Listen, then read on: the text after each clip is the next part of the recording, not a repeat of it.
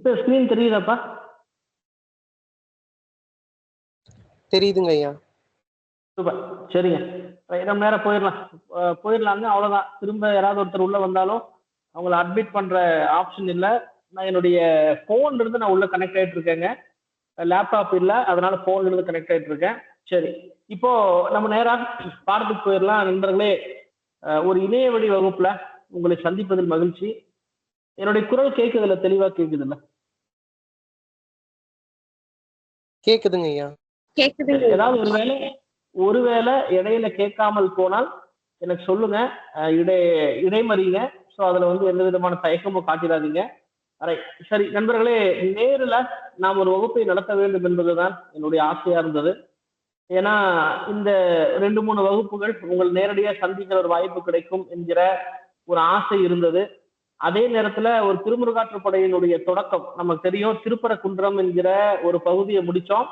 ஒரு 75 வரிகள் நினைக்கிறேங்க. அந்த ஒரு 77 வரிகள் வரைக்கும் நம்ம பார்த்தோம். அதனுடைய தொடர்ச்சியா அப்படியே ஒரு வகுப்புல திருமுருகாற்றுப்படையை நடத்துற ஒரு சூழல் கிடைத்திருந்தால் உண்மையிலேயே ரொம்ப மகிழ்ச்சியா இருந்திருக்கும். அதே நேரத்தில் ஒரு நிறைவாக இருந்திருக்கும் என்று எண்ணி இருந்தேன். ஆனா அதற்கான சூழல் வந்து நமக்கு கிடைக்கல. ஆனாலும் நாம் அதை நிச்சயமாக நடத்துவோம் என்கிற ஒரு உறுதி கொடுத்திருந்தேன். அந்த உறுதியினுடைய அடிப்படையில இன்னைக்கு இணையவழி வகுப்பா இன்னைக்கு நம்ம தொடங்குறோம். தொடங்கி உங்களுக்கு 28ஆம் தேதி தேர்வுன்னு நினைக்கிறேன், நம்முடைய புறம் தேர்வு. ஒரு அந்த தேர்வுக்கு 2 நாளைக்கு முன்னாடியே நம்ம பெண்டிங்கா இருக்கிற அத்தனையுமே முடிச்சிடும். ஸோ அப்படி அந்த அடிப்படையில இந்த இணைய வழி வகுப்பு ஓரளவுக்கு உங்களுக்கு பெருசா பயன்படும் நான் நம்புறேன். ஏன்னா உங்க ஃபர்ஸ்ட் இயர்ஸ்க்கு வந்து இப்ப நான் இலக்கணம் நன்னூல் எழுத்ததிகாரத்தை அதனுடைய ஒரு இயலை ஏறத்தாழ நான் இணைய வழியில நடத்திட்டு இருக்க போயிட்டு இருக்கு. அது ஒரு நல்ல ஒரு சக்சஸா போயிட்டு இருக்குங்க. ரொம்ப நல்லா கவனிக்கிறாங்க. ஒரு இலக்கணத்தை இணைய வழியில் நடத்துவதுங்கிறது ரொம்ப சவால். நம்ம நடத்திருக்கோம், நம்ம கூட ஒரு சொல்லதிகாரத்தினுடைய ஒரு பகுதி நடத்திருக்கோம். ஆனா இவங்களுக்கு ஒரு பெரிய சவால். ஏன்னா உங்களுக்கு வந்து எழுத்ததிகாரத்தை கடந்த ஒரு அனுபவம் இருந்தது. ஆனா அவங்களுக்கு அப்படி கிடையாது, அந்த அனுபவம் இல்லை. ஆனாலும் அது சிறப்பாக சென்று கொண்டிருக்கிறது. சிறப்பாக செல்கின்றதோ இல்லையோ அது ரெண்டாவது. எந்த சூழலையும் அதை நல்ல விதமாக பயன்படுத்திக் கொள்கின்ற ஆற்றல் உங்ககிட்ட இருக்கு. அந்த வகையில ரொம்ப தைரியமா இந்த கிளாஸ் நான் ஸ்டார்ட் பண்றேன். சரி, இன்னைக்கு நம்ம நேரம் எங்க போறோம் அப்படின்னா திருப்பரங்குன்றம் என்கிற ஒரு பகுதியை நாம் நிறைவு செய்தோம். திருமுருகாற்றுப்படையினுடைய முதல் வரியிலிருந்து 77வது வரி வரைக்குங்க. அது வந்து திருப்பரங்குன்றம் அந்த மலையை பற்றி, அந்த சூழலை பற்றி சொல்வது. இப்படி ஒரு கேள்வி கேட்கிற நாளைக்கு திருப்பரங்குன்ற மலையினை பற்றியும் அங்கு வீச்சிருக்கின்ற முருகப்பெருமானை பற்றியும் திருமுருகாற்றுப்படை கூறுவதை பற்றி கட்டுரைக்க அப்படின்னு ஒரு கேள்வி கேட்டா நீங்க அந்த வினாவை அந்த 1 to 77 அப்படிங்கிற அந்த எண் வரை இருக்கின்ற அந்த வரிகளை இங்க எழுத வேண்டும். அதனுடைய தொடர்ச்சியா இப்ப நம்ம பார்க்க போறது திருச்சீரலைவாய் என்கிற ஒரு தலம். திருச்சீரலைவாய் என்கிற ஒரு முருகனுடைய ஒரு தலம். இதுதான் இன்னைக்கு இருக்கிற திருச்செந்தூர் என்று நாம் தலத்தை அழைக்கிறோம். அந்த இடத்தில் இருக்கின்ற முருகனுடைய தலத்தை பற்றி அந்த அறுபடை வீடுகளில் ஒரு வீடை நம்ம பார்த்திருக்கோம். இது 2வது வீடை பற்றி இன்னைக்கு நம்ம ஆரம்பிக்கிறோம். அதாவது 78வது வரியிலிருந்து திருச்சீரலைவாய் என்கிற அந்த வரியை நம்ம ஆரம்பிக்கிறோம்.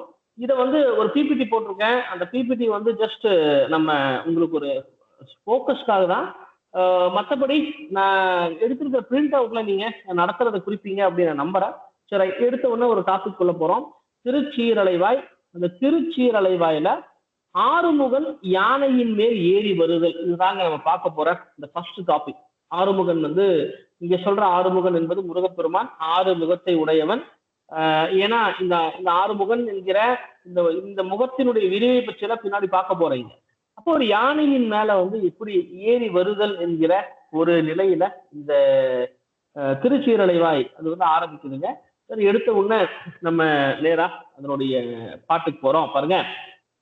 வை நுதி பொருத வடு ஆள் விரி நுதல் வாடா மாலை ஓடையோடு புயல் வர படு இமிழ் இரட்டும் மருங்கின் கடுநடை கூற்றத்தன்ன மாற்று அரு மொயம்பின் கால் கிளர்ந்தன்ன வேழம் மேல் கொண்டு என்கிற இந்த 5 வரியில முருகன் வந்து யானையின் மீது ஏறி வருகின்ற அந்த காட்சியை சொல்றாரு. நான் உங்களுக்கு விளக்க சொல்றேன் பாருங்க. வை நுதி, இங்க சொல்ற வை அப்படின்னா கூர்மையான அர்த்தம்.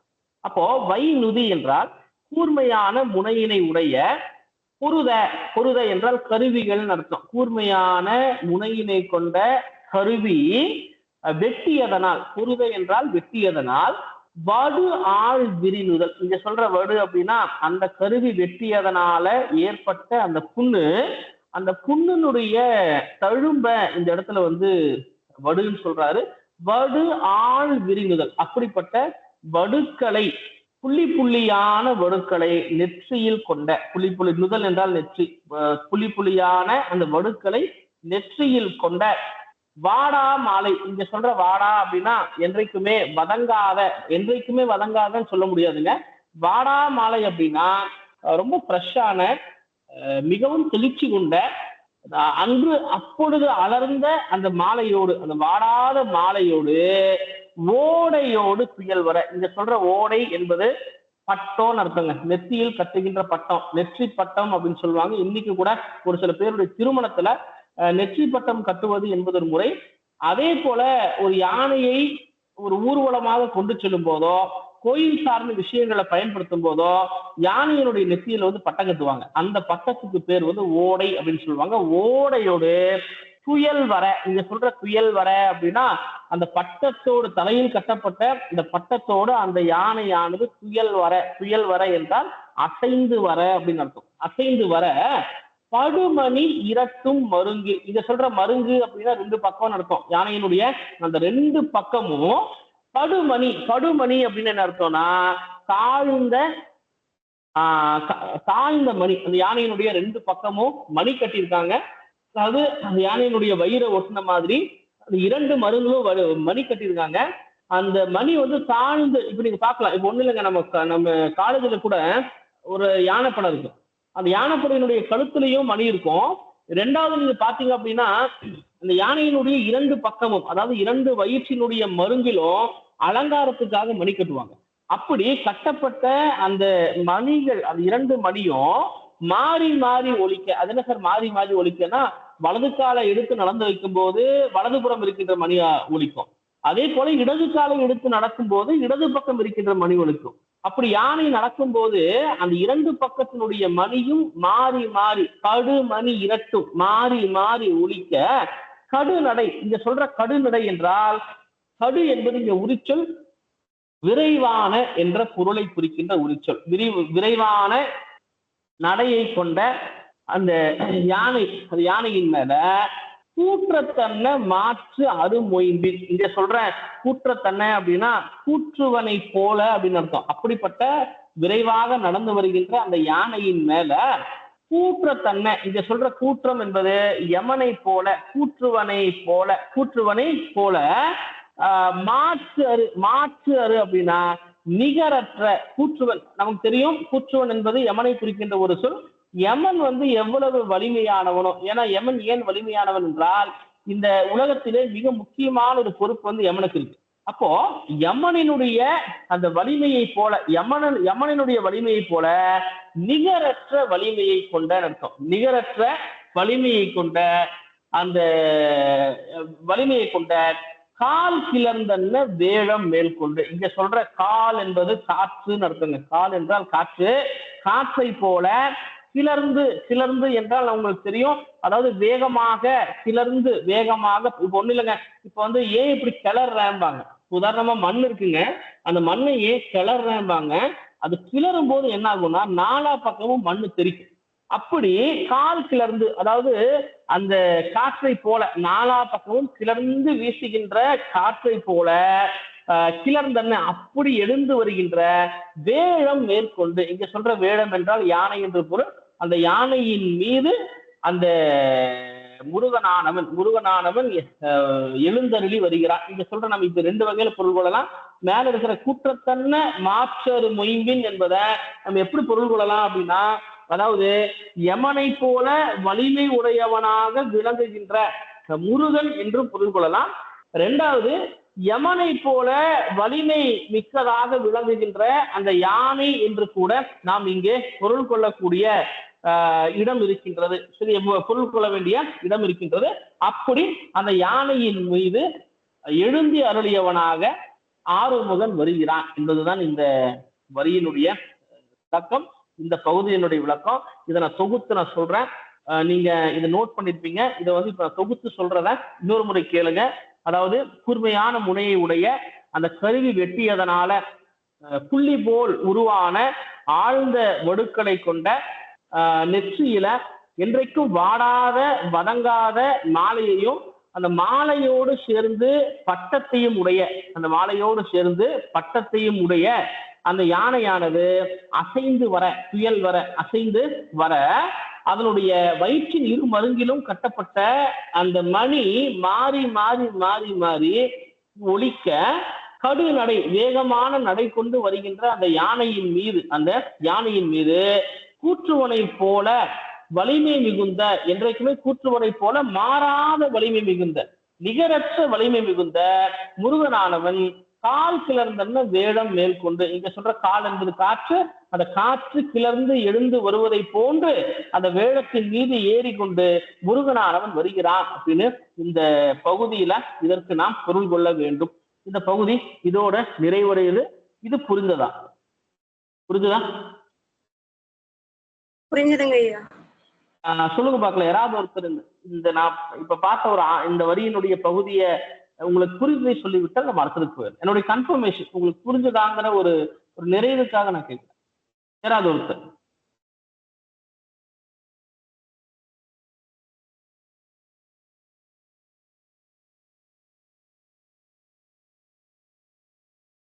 யாரேனும் ஒருத்தர் சுட்டி காட்டி கேட்கவா, இல்லை நீங்களே சொல்றீங்க?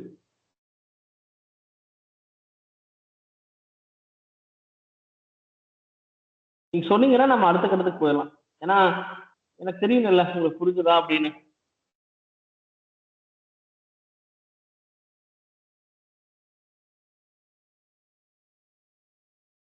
நண்பர்களே, மெய்தி, மௌனம்.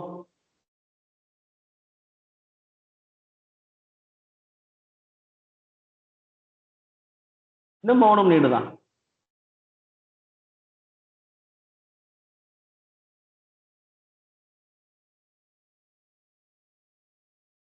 நம்ம நடத்திட்டோம், புரிஞ்சுது நீங்க.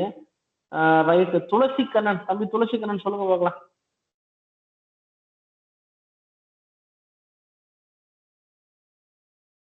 இணைப்புல இருக்கீங்களா சார்? இருக்கு சார். சொல்லுப்பா, என்ன புரிஞ்சுதா துளசி? சார் கொஞ்சம் கொஞ்சம் புரிஞ்சு சார். சொல்லுங்க கொஞ்சம். முருகர் வந்து யானை மேல வராரு. ரைட். அந்த யானை எப்படி இருக்கு? இந்த யானையோட இதை பத்தி சொல்றாங்க. வடுகு அந்த இதுவா போட்டு அணிஞ்சிட்டு வருது. யானை எப்படி இருக்கு? யானை எப்படி காட்சிப்படுத்துறாரு? யானையினுடைய நெற்றி, அந்த யானையினுடைய நெற்றி எப்படி இருக்கா?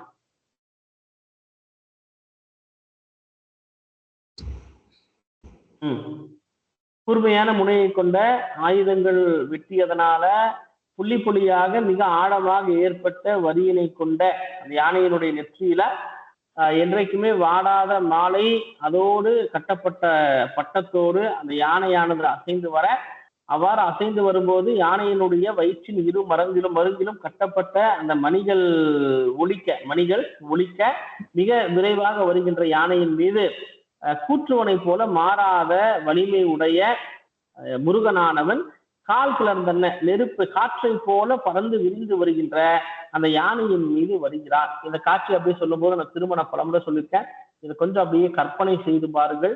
ஒரு முருகன் ஒரு யானையின் மீது எழுந்து வருகின்ற அந்த காட்சியை ரொம்ப அழகா சொல்றாரு. யானை ரொம்ப வேகமா நடக்கிற யானைங்க, அந்த யானையின் மீது முருகன் வந்து அமர்ந்து கொண்டு வருகிறான் அப்படிங்கிற ஒரு காட்சியை காட்சிப்படுத்துறாரு. நான் திரும்ப சொல்றேன், காட்சிப்படுத்தி பாருங்க. ஆகவே நேரத்தினுடைய அருமை கருதி உங்களுக்கு புரிஞ்சிருக்குன்னு நம்புறேன். நம்ம அடுத்த பகுதிக்கு போயிடலாம். சரியா? சரி. இப்ப அடுத்த பகுதி பாத்தீங்கன்னா ரொம்ப முக்கியம். நான் ஏற்கனவே இந்த பகுதி ஆரம்பிக்கும் போது சொன்னேன், ஆறு முகன் என்கிற ஒரு சொல். அப்போ முருகனுடைய அந்த ஆறு முகங்களினுடைய இயல்பு என்ன அப்படிங்கிறத பத்தி இந்த இடத்துல நக்கீரர் பேசல. நமக்கு தெரியும் முருகனுக்கு ஆறு முகம். அந்த ஆறு முகத்தினுடைய இயல்புகள் என்னென்ன அப்படிங்கிறத பத்தி அவரு பேசுறாரு. ரொம்ப இன்ட்ரெஸ்டிங்கா இருக்குங்க. இன்னொன்னு இன்னைக்கு முருகனை பற்றி வந்திருக்கின்ற எல்லா பாட்டுமே, எல்லா பாட்டாகட்டும், ரெண்டாவது முருகனை பற்றி வந்திருக்கின்ற எல்லா விதமான குறியீடுகள் ஆகட்டும், அது எல்லாத்துக்கும் இந்த இந்த இந்த பகுதி இப்ப நம்ம படிக்கிற இந்த பகுதி வந்து மிக முக்கியமான ஒரு பங்காற்றக்கூடிய அதுக்கான ஒரு ஒரு ஐடியாலஜி வந்து இந்த பகுதி தான் நமக்கு கொடுத்தது அப்படின்னு சொல்லலாம். அந்த வகையில இந்த பகுதி ரொம்ப முக்கியம். இன்னொன்னு மிக முக்கியமான கேள்வியும் கூட, 6 முகங்களுடைய இயல்பை பற்றி எழுதுக அப்படின்னு அடிக்கடி இந்த கேள்வி வருவதுண்டு. சில நேரம் நம்ம போலாம் பாருங்க. இந்த பாட்டு ஐவேறு உருவின் செய்தினை முற்றிய முடியோடு விளங்கிய முரண் மிகு திருமணி மின் உரல் இமைப்பின் சென்னி பொற்ப நகை தாழ்வு புயல் வரும் வகை அமை புலங்குழை தேன் விலங்கு இயற்கை வாழ்மதி கவையி அகலா மீனின் அதிர்வன இமைப்ப தாயில் கொள்கை தம்தொழில் முடிமார் மணல் நேர்வு எழுதரு வாழ்நிற முகனே மாயிருள் ஞாலம் மறு இன்றி விளங்க பல் கதிர் விரிந்தன்று ஒரு முகம் ஆர்வலர் ஏற்ற அமர்ந்து இனிது ஒழுகி காதலின் உவந்து வரம் கொடுத்தன்றே ஒரு முகம் மந்திர விதியின் மரபுலி வடா அந்தனர் வேள்வி ஓர்க்குமே ஒரு முகம் எஞ்சிய பொருள்களை ஏமுற நாடி திங்கள் போல திசை விளக்குமே ஒரு முகம் சிறுநர் செய்து செல்சமம் முறுக்கி கருவுகள் நெஞ்சமுடு களம் வேட்டென்றே ஒரு முகம் குறவர் மடமகள் கொடிபோல் நுசுப்பில் மடவரல் வள்ளியோடு நகை அமர்ந்தென்றே ஆங்கு அம்மோ இரு நுகனும் முறை நவின்று ஒழுகலின் அப்படிங்கிற இந்த வரியில அந்த 6 முகத்தினுடைய இயல்பை வந்து சொல்றாரு. இதுல ஃபர்ஸ்ட் பாயிண்ட் நல்லா கவனிங்க. ஃபர்ஸ்ட் பாயிண்டா சொல்றேன், நீங்க அதை குறிச்சு வச்சுக்கோங்க.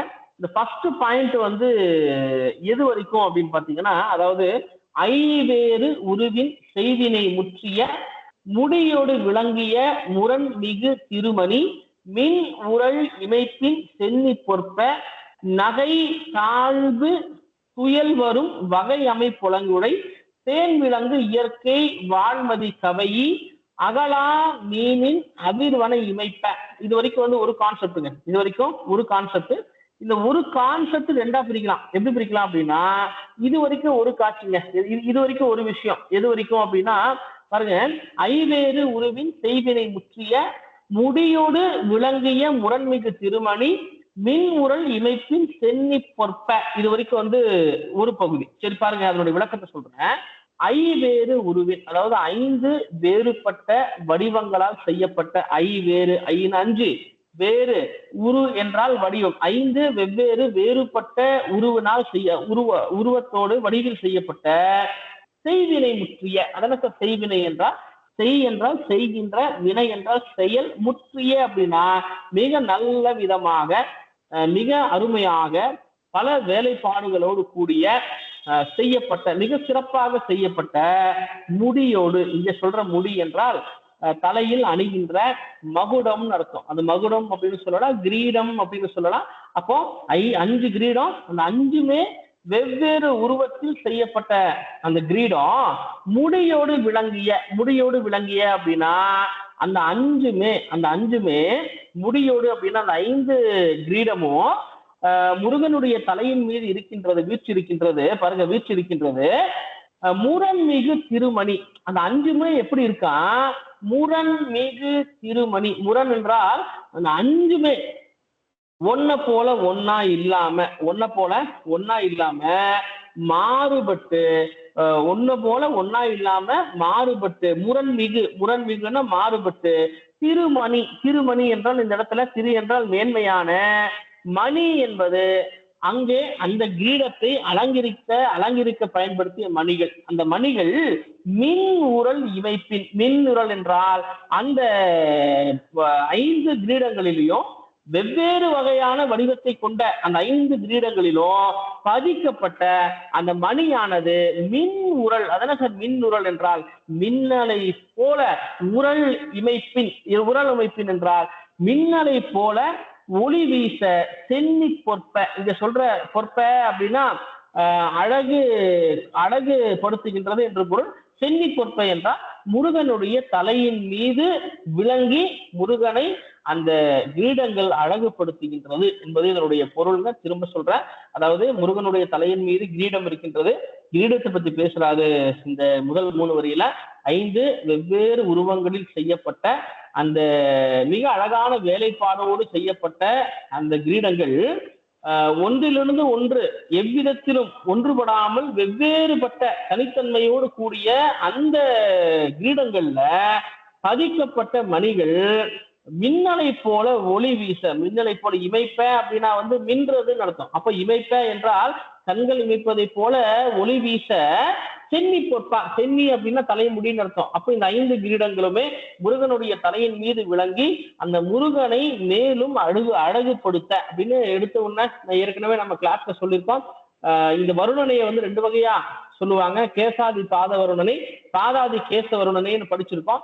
இது ஒரு எடுத்த உடனே தலைமுடியிலிருந்து ஆரம்பிக்கிறாருங்க. அப்ப இது ஒரு கேசாதி பாத வருணனையாக நம்ம எடுத்துக்கொள்ள முடியும். அப்ப ரைட், சரி, தலையின் மீது இருக்கின்ற கிரீடம். சரி, கிரீடத்துக்கு அப்புறம் பாருங்க, கொஞ்சம் கீழே இறங்கி நகை தாழ்வு துயல் வரும் வகை அமை பொலங்குழை தேன் விலங்கு இயற்கை வாழ்மதி கவையி அகலா மீனின் அவிர்வன இமைப்ப. இது வரைக்கும் இந்த 3 வரியும் நம்ம 2வது பாயிண்ட்டுக்கு 2வது வகையான ஒரு பாயிண்டா எடுத்துக்கலாம். இதுக்கு நான் விளக்க சொல்ற பாருங்க. நகை தாழ்வு புயல் வரும். இங்க சொல்ற நகை தாழ்வு அப்படின்னா பளபளப்புடன் கூடிய, நகை என்பது பளபளப்புன்னு எடுத்துங்க, பளபளப்புடன் கூடிய நகை தாழ்வு. துயல் வரும், துயல் வரும் என்பது ஏற்கனவே பார்த்தோம், யானையை பத்தி பார்க்கும்போது பார்த்தோம்.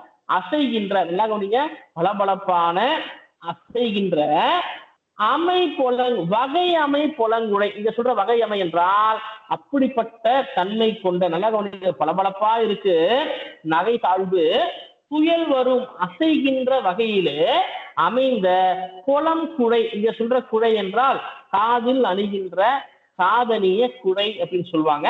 இது முருகன் காதில் அணிந்திருக்கின்ற அந்த குழை. அது எப்படி இருக்கா, நல்லா கவனிங்க, அந்த குழை ஒளி வீசக்கூடியதாக இருக்கின்றது, பளபளப்பு தன்மை கொண்டதாக இருக்கு. அது காதில் அசைகின்ற தன்மை கொண்டதாக அப்படிப்பட்ட குழைகள் இருக்குங்க. ஒரு சில பேர் காதுல அந்த போட்டிருக்கிற குழைகள் அசையும். அதாவது பொலங்குழை அப்படின்னா இந்த இடத்துல பொன்னாலான சாதனை. பொலம் என்பது இந்த பொன் என்பதனுடைய மருங்க. அப்போ இந்த பொன்னாலான அந்த காதணி பாருங்க எப்படி இருக்கா, சேன் விலங்கு. சேன் என்றால் தூரம் அர்த்தங்க. சேன் என்றால் தூரம், தூரத்தில் இருக்கின்ற, அதாவது மிக தூரத்தில் இருக்கின்ற சேன் விலங்கு இயற்கை வாழ்மதி கவை. இங்க சொல்ற இயற்கை என்றால் இயற்கையான ஒளியை உடைய வாழ்மதி. இங்க சொல்ற வாழ்மதி என்றால் முழுமதின்னு அர்த்தம். முழுமதி என்றால் முழுமையான பௌர்ணமின்னு அர்த்தம், முழு நிலான்னு அர்த்தம், முழு திங்கள்னு அர்த்தம். அப்ப அதாவது வெகு தொலைவில் இருக்கின்ற, தூரத்திலே இருக்கின்ற, விளங்குகின்ற இயற்கையான ஒளியை கொண்ட, அது அந்த நமக்கு தெரியும் நிலவினுடைய ஒளி இயற்கையான ஒளி. அப்படிப்பட்ட இயற்கையான ஒளியை கொண்ட அந்த நிலவி வாழ்மதி. இங்க சொல்ற வாழ்மதி என்றால் ஒளி வீசக்கூடிய முழு நிலவுன்னு அர்த்தம். அந்த நிலவை கவையி என்றால் சூழ்ந்து நிற்கின்ற அர்த்தம். சூழ்ந்து நிற்கின்ற அகலா மீனின் என்றால் அந்த நிலவை விட்டு விலகாத அகலாத விண்மீன்களை போல அவிர்வன இமைப்ப. இங்க சொல்ற அவிர்வன இமைப்ப என்றால் அந்த காதில், முருகனுடைய காதில் அணிந்திருக்கின்ற அந்த குழைகள் அந்த நிலவை சுற்றி இருக்கின்ற அந்த நிலவை விட்டு அகலாத விண்மீன்களை போல அவிர்வன இமைப்ப. அதனால் சார் அவிர்வன இமைப்ப என்றால் தொடர்ந்து ஒளி வீச, தொடர்ந்து அது ஒளி வீசிட்டே இருக்காங்க. அது அப்படியே அசைகிற தன்மை கொண்டதா இருக்கு. அது அப்படியே பளபளக்குது, அது அப்படியே மின்னுது, ஒளி வீசுது. அது எப்படி இருக்குதுன்னா, ஒளி வீசுறது தூரத்தில் இருக்கின்ற நிலவு, முழு நிலவு, அந்த நிலவை சுற்றி இருக்கின்ற விண்மீன், அந்த விண்மீன்கள் ஒளி வீசுவதை போல அவருடைய அந்த காதில் இருக்கின்ற அந்த குழையானது ஒளி வீசுகின்றது என்கிற 2வது பாயிண்ட் சொல்றாரு. தலையினுடைய முடியை பத்தி பேசியாச்சு. 2வது அவருடைய காதில் அணிந்திருக்கின்ற அந்த புலங்குழை என்றால் பொன்னாலான அந்த குழையை பற்றி பேசியாச்சு. இப்ப அடுத்ததுதான் அவர் எங்க போறாருன்னா 3வது பாயிண்டா அவருடைய ஒரு முகத்தை நமக்கு சொல்றாரு. மொத்தம் 6 முகத்தை சொல்லுவாருங்க. இதுல ஒரு முகத்தை சொல்றாரு. தாயில் கொள்கை தம் தொழில் முடிமார் மன்னன் நேர்பு எழுதரு வாழ் நிறுமுகனே என்கிற இந்த 2 வரியில ஒரு முகத்தை அறிமுகப்படுத்துறாரு. பாருங்க, அந்த ஒரு முகத்தை எப்படி அறிமுகப்படுத்துறாரு. தாயில் கொள்கை, இங்க சொல்ற தா என்றால், தாயில் என்றால் குற்றமில்லாத, நல்லா கவனிங்க, குற்றமில்லாத. தாயில் கொள்கை, கொள்கை என்றால் குற்றமில்லாமல் வரையறுத்து கொண்ட கொள்கையை உடைய தம் தொழில் முடிமார். தம் தொழில் முடிமார் அப்படின்னா நல்லா கவனிங்க, குற்றமற்ற வரையறுத்து கொண்ட கொள்கையை கொண்ட, வரையறுத்து கொண்ட கொள்கையுடைய தன்னுடைய பணிகளை சரியாக முடிக்கின்ற வல்லமை கொண்டவர்கள். ஒரு சில பேர் அப்படிதான் இருப்பாங்க. மனசுல நினைச்சத அவங்க செய்வாங்க அப்படிம்பாங்க. அவங்க எப்படிப்பட்டவங்களா இருப்பாங்க அப்படின்னா, அவங்களுக்குன்னு ஒரு கொள்கை இருக்குங்க. ஒரு கொள்கை இருக்கும், ஒரு குறிக்கோள் இருக்கும். அப்படி இருக்கிறவங்க தான் மனதில் நினைத்ததை செய்வார். இதை வள்ளுவர் அழகா சொல்வார். அதாவது எண்ணிய எண்ணியாங்கு எய்துவ திண்ணியராக பெறின் அப்படின்னு ஒரு வள்ளுவருடைய இந்த குறளை பலமுறை பேசியிருக்கிறோம். ஆக இங்க பாத்தீங்கன்னா தாயில் கொள்கை, அதாவது குற்றமே இல்லாத வரையறுத்த கொள்கையோடு இருக்கின்ற தன்னுடைய தொழிலை பணிகளை நினைத்தவாறே முடிக்கின்ற தன்மை கொண்ட மனன் நேர்பு. மனன் நேர்பு என்றால் அப்படிப்பட்டவர்களுடைய, இங்கே சொல்ற மனம் என்பது நெஞ்சம் அர்த்தம்.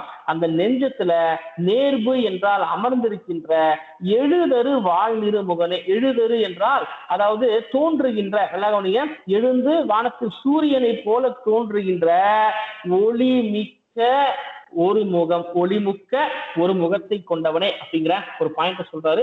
அப்போ இந்த பாயிண்ட்ல ரொம்ப சிம்பிள் பாருங்க. திருமணம் உங்களுக்கு நான் சொல்றேன்.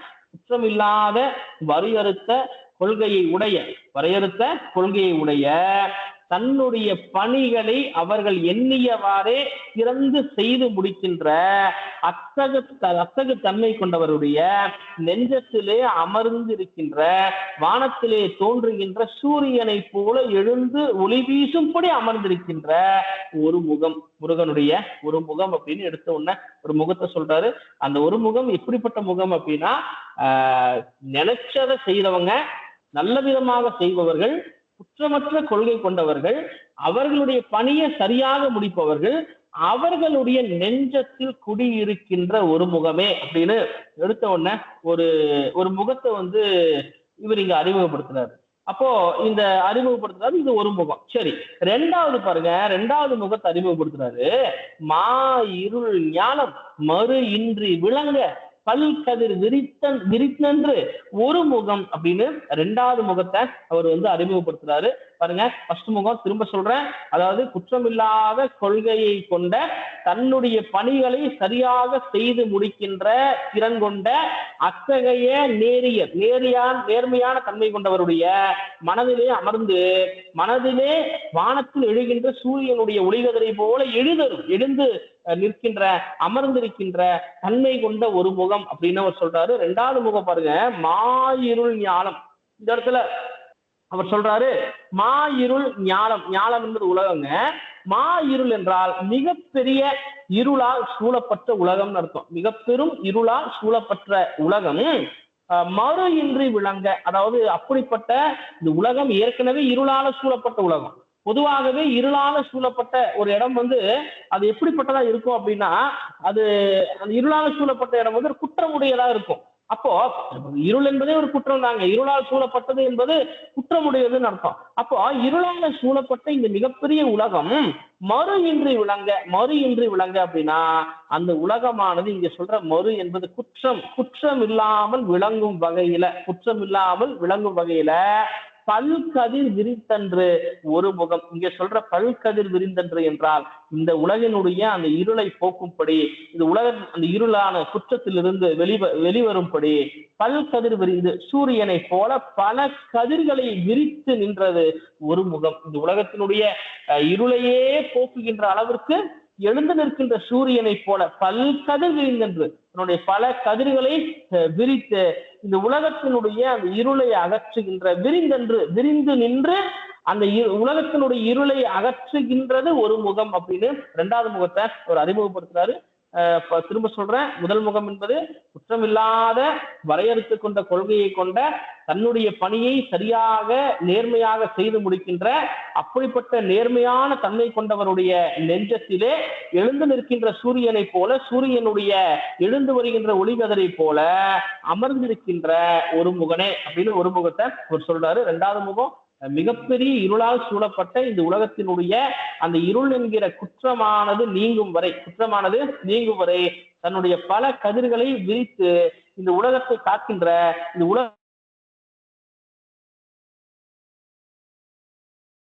இந்த இடத்துல ரெண்டாவது முகத்தை இந்த இடத்துல வந்து அவரு அறிமுகப்படுத்துறாரு. ஒரு முகமும் ரெண்டாவது ஒரு முகம். சரி, மூணாவது பாருங்க, ரெண்டு முகத்தை சொல்லிட்டாரு, மூன்றாவது ஒரு முகத்தை சொல்றாரு. ஒரு முகம் ஆர்வலர் ஏத்த அமர்ந்து இனிது ஒழுகி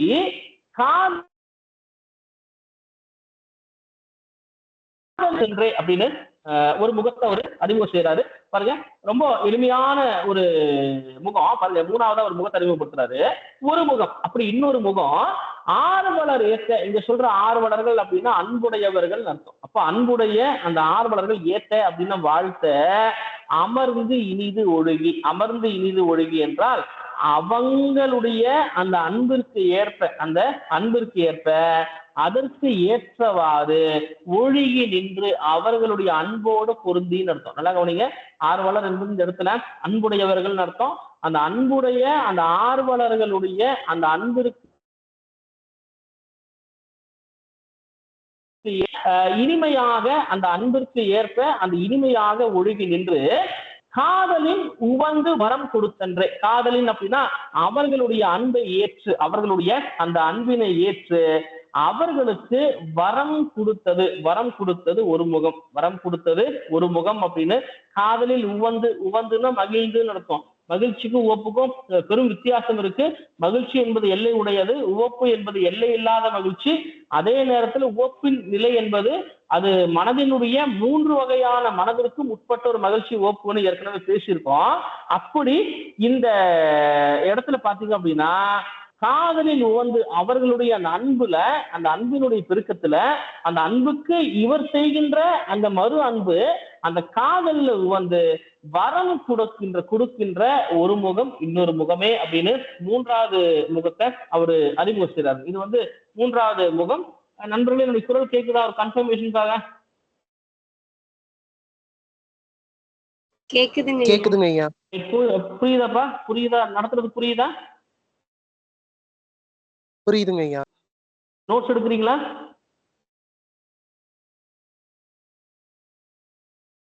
நோட்ஸ் எடுத்துட்டு இருக்கீங்கல்ல? எடுத்துட்டு இருக்கோங்க. சரிங்க, அவ்வளவுதான். ரைட். நான் கடைசி கன்க்ளூட் பண்ணி திரும்ப சொல்றேன். அப்ப இந்த 3 முகம் வரைக்கும். அப்ப 4வது முகத்துக்கு போலாமா? திரும்ப சொல்றேன். முதல் முகம் குற்றம் இல்லாத வரையறுத்த கொள்கையை உடைய தன்னுடைய பணிகளை எண்ணியவாறே முடிக்கின்ற நேர்மையான தன்மை கொண்டவர்களுடைய நெஞ்சத்திலே எழுந்து வருகின்ற சூரியனை போல அமர்ந்த முகம் ஒரு முகம். 2வது முகம் மிக பெரும் இருளால் சூழப்பட்ட இந்த உலகத்தினுடைய அந்த இருள் என்கிற குற்றத்தை நீக்க சூரியனை போல தன்னுடைய பல கதிர்களை விரித்து நின்று இந்த உலகத்தினுடைய இருளை போக்குகின்ற ஒரு முகம். அது 2வது முகம். 3வது முகம் பாத்தீங்கன்னா தன் மீது அன்புடைய அந்த அன்பர்கள், அந்த ஆர்வலர்கள் தன்னை வாழ்த்த அந்த ஆர்வலர்களோடு அவர்களுடைய அன்போடு ஒழுகி நின்று அவர் மேல் கொண்ட காதலால உவந்து வரம் கொடுத்த ஒரு முகம் என்பது 3வது முகம். 4வது முகத்தை அவர் சொல்றாரு.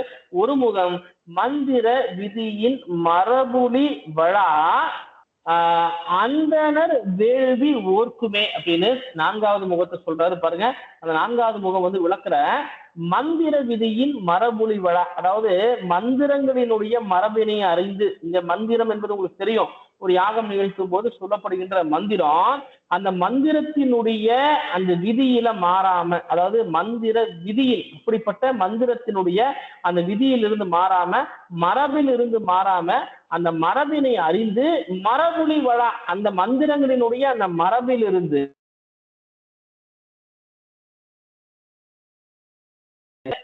இந்த இடத்துல வலுவாதுன்னு அர்த்தம். அந்த மந்திரத்திலிருந்து அவர்களுடைய அந்த விதியிலிருந்து மாறாது வழுவாது அந்தனர் வேள்வி ஓர்க்குமே. அதாவது அந்தனர் வேள்வி அப்படின்னா அந்தணர்கள் மேற்கொள்கின்ற, அதாவது மந்திரத்தினுடைய மரபிலிருந்து அந்த வேதத்தினுடைய மரபிலிருந்து வழுவாது, சற்றும் கூட வழுவாது அந்தணர்கள் செய்கின்ற அந்த வேள்விங்க, அவர்கள் செய்கின்ற அந்த வேள்விக்கு ஓர்க்குமே அப்படின்னா துணை நிற்கின்ற ஒரு முகம். 4வது முகத்தை சொல்றாரு, திரும்ப சொல்ற, மந்திரத்தினுடைய வேதத்தினுடைய அந்த மரபிலிருந்து மாறாமல் அந்த யாகத்தை செய்கின்ற அந்த அந்தணர்களுடைய அந்த வேள்விக்கு, யாகம் வேள்வி எல்லாம் ஒண்ணுதாங்க, அந்த வேள்விக்கு ஓர்க்குமே என்றால் துணை நிற்கின்ற ஒரு முகம். திரும்ப சொல்றேன், அந்த முகமானது எப்படிப்பட்ட முகம்னா 4வது முகம் வேதத்திலிருந்து மாறாத, வேதத்தில் சொல்லப்படுகின்ற அந்த மந்திரத்தினுடைய மரபிலிருந்து வழுவாம அந்த விதியில் நின்று அந்தணர்கள் செய்கின்ற அந்த வேள்விக்கு துணை நிற்பது ஒரு முகம் அப்படின்னு 4வது முகத்தை சொல்றாரு. 5வது முகத்தை சொல்றாரு பாருங்க, ஒரு முகம் எஞ்சிய பொருள்களை ஏமுற நாடி திங்கள் போல திசை விளக்குமே அப்படின்னு இந்த 5வது முகத்தை அறிமுகப்படுத்துறாரு பாருங்க. இந்த 5வது முகம் எப்படியா, எஞ்சிய பொருள்களை ஏமுற நாடி. இங்க சொல்ற எஞ்சிய பொருள் அப்படின்னா ஆராய்ந்து சொல்லத்தக்க கருத்துக்கள் அர்த்தங்க. அதாவது நமக்கு ஒரு விஷயத்த, எல்லா விஷயத்தையும் நம்ம தெரிஞ்சுக்க முடியும்னு சொல்ல முடியாது. நமக்கு தெரியாத பல விஷயம் இருக்கும். ஒரு விஷயத்தினுடைய ஒரு பகுதி தெரிஞ்சிருக்கும், மறுபகுதி தெரியாமல் இருக்கும். ஒரு விஷயத்தினுடைய புள்ளி தெரிஞ்சிருக்கும், அதனுடைய விரிவு தெரியாம இருக்கும். அப்படி நாம் அறியாத, நாம் தொடர வேண்டிய, நமக்கு தெரியாத அந்த எஞ்சிய பொருள்களை ஆராய்ந்து சொல்லக்கூடிய, சாதாரணமா அதை சொல்லிட முடியாதுங்க, ஒரு பெரிய ரிசர்ச் பண்ணி அதை சொல்லணும். அப்படி எஞ்சிய பொருள்களை, நமக்கு தெரியாம விடப்பட்ட பொருளை, தீர்வில்லாமல் விடப்பட்ட பொருளை, நம்மை செம்மைப்படுத்த வேண்டிய பொருளை, நம்மை பண்படுத்த வேண்டிய பொருளை, அப்படிப்பட்ட பொருளை, அதான் எஞ்சிய பொருள்னு சொல்றாரு.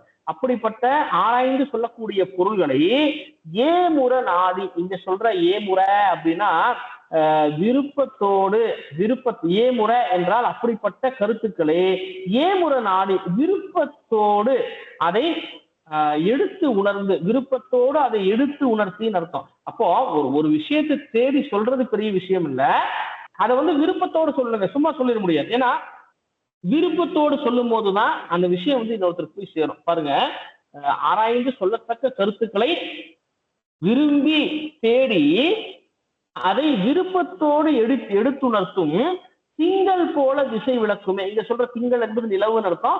நிலவை போல திசைகள் எல்லாம் ஒளி வீசக்கூடியதாக விளங்குகின்ற ஒரு முகம் அப்படிங்கிறார். பாருங்க, திரும்ப சொல்றேன், அதாவது எஞ்சிய பொருள், அதாவது ஆராய்ந்து சொல்லக்கூடிய, ஒருவரை நல்வழிப்படுத்தக்கூடிய பொருளை தேடி அந்த ஆராய்ந்த பொருளை, மிக அரிய பொருளை விருப்பத்தோடு எடுத்து உணர்த்தி, ஏமுற நாடி விருப்பத்தோடு எடுத்துணர்த்தி வானத்தில் விளங்குகின்ற நிலவை போல திசைகள் எல்லாம் ஒளி வீசக்கூடிய, இதுக்குள்ள ஒரு மறைமுகமான இன்னொரு பொருள் இருக்குங்க. அதாவது நமக்கு அந்த நிலவை போல திசை காட்டக்கூடிய என்பது கூட ஒரு சிறந்த விளக்கம் தான். அப்ப திங்களை போல அந்த ஒளி வீசக்கூடிய, அந்த ஒளி வீசக்கூடிய ஒரு முகம். அதே போல அடுத்த ஒரு முகத்தை சொல்றாரு, ஒரு முகமும் செருணர் தேய்த்து செரு சமம் முறுக்கி கருவுகொல நெஞ்சமோடு களம் வேட்டன்றே அப்படின்னு இன்னொரு முகத்தை அவர் அறிமுகம் செய்யறார். பாருங்க, சொல்லிட்டு செருணர் தேய்த்து, இங்க சொல்ற செருணர் என்பது இந்த இடத்துல பகைவர்கள் அர்த்தம். செருணர் தேய்த்து, அதாவது பெரிய கோபத்தோடு தன்னுடைய பகைவர்களை தேய்த்துன்னா அழித்துன்னு அர்த்தங்க. செரு என்பது இந்த இடத்துல செருணர் என்பது பகைவர்னு அர்த்தம். அந்த பகைவர்களை அழித்து செரு சமம் முறுக்கி, இங்க சொல்ற சமம் என்பது போர்னு அர்த்தம். சமம் என்பது போர்னு அர்த்தம். அதாவது தன்னுடைய பகைவர்களை அழிப்பதற்காக போர் எடுத்து சென்று அந்த போரிலே, சமம் என்பது இந்த போர் அர்த்தம், சமம் என்பது சமர் என்று மாறும். அந்த போர்ல முறுக்கி தன்னுடைய பகைவரை அடித்து, முறுக்கி என்றால் பகைவரை அடித்து கருவுகள் நெஞ்சமோடு, இங்க சொல்ற கருவு அப்படின்னா வெகுளித்தன்மைன்னு அர்த்தங்க. வெகுளித்தன்மை என்பது இன்றைக்குமே குறையாமல் அதிகரித்து கொண்டிருக்கின்ற கோபம்.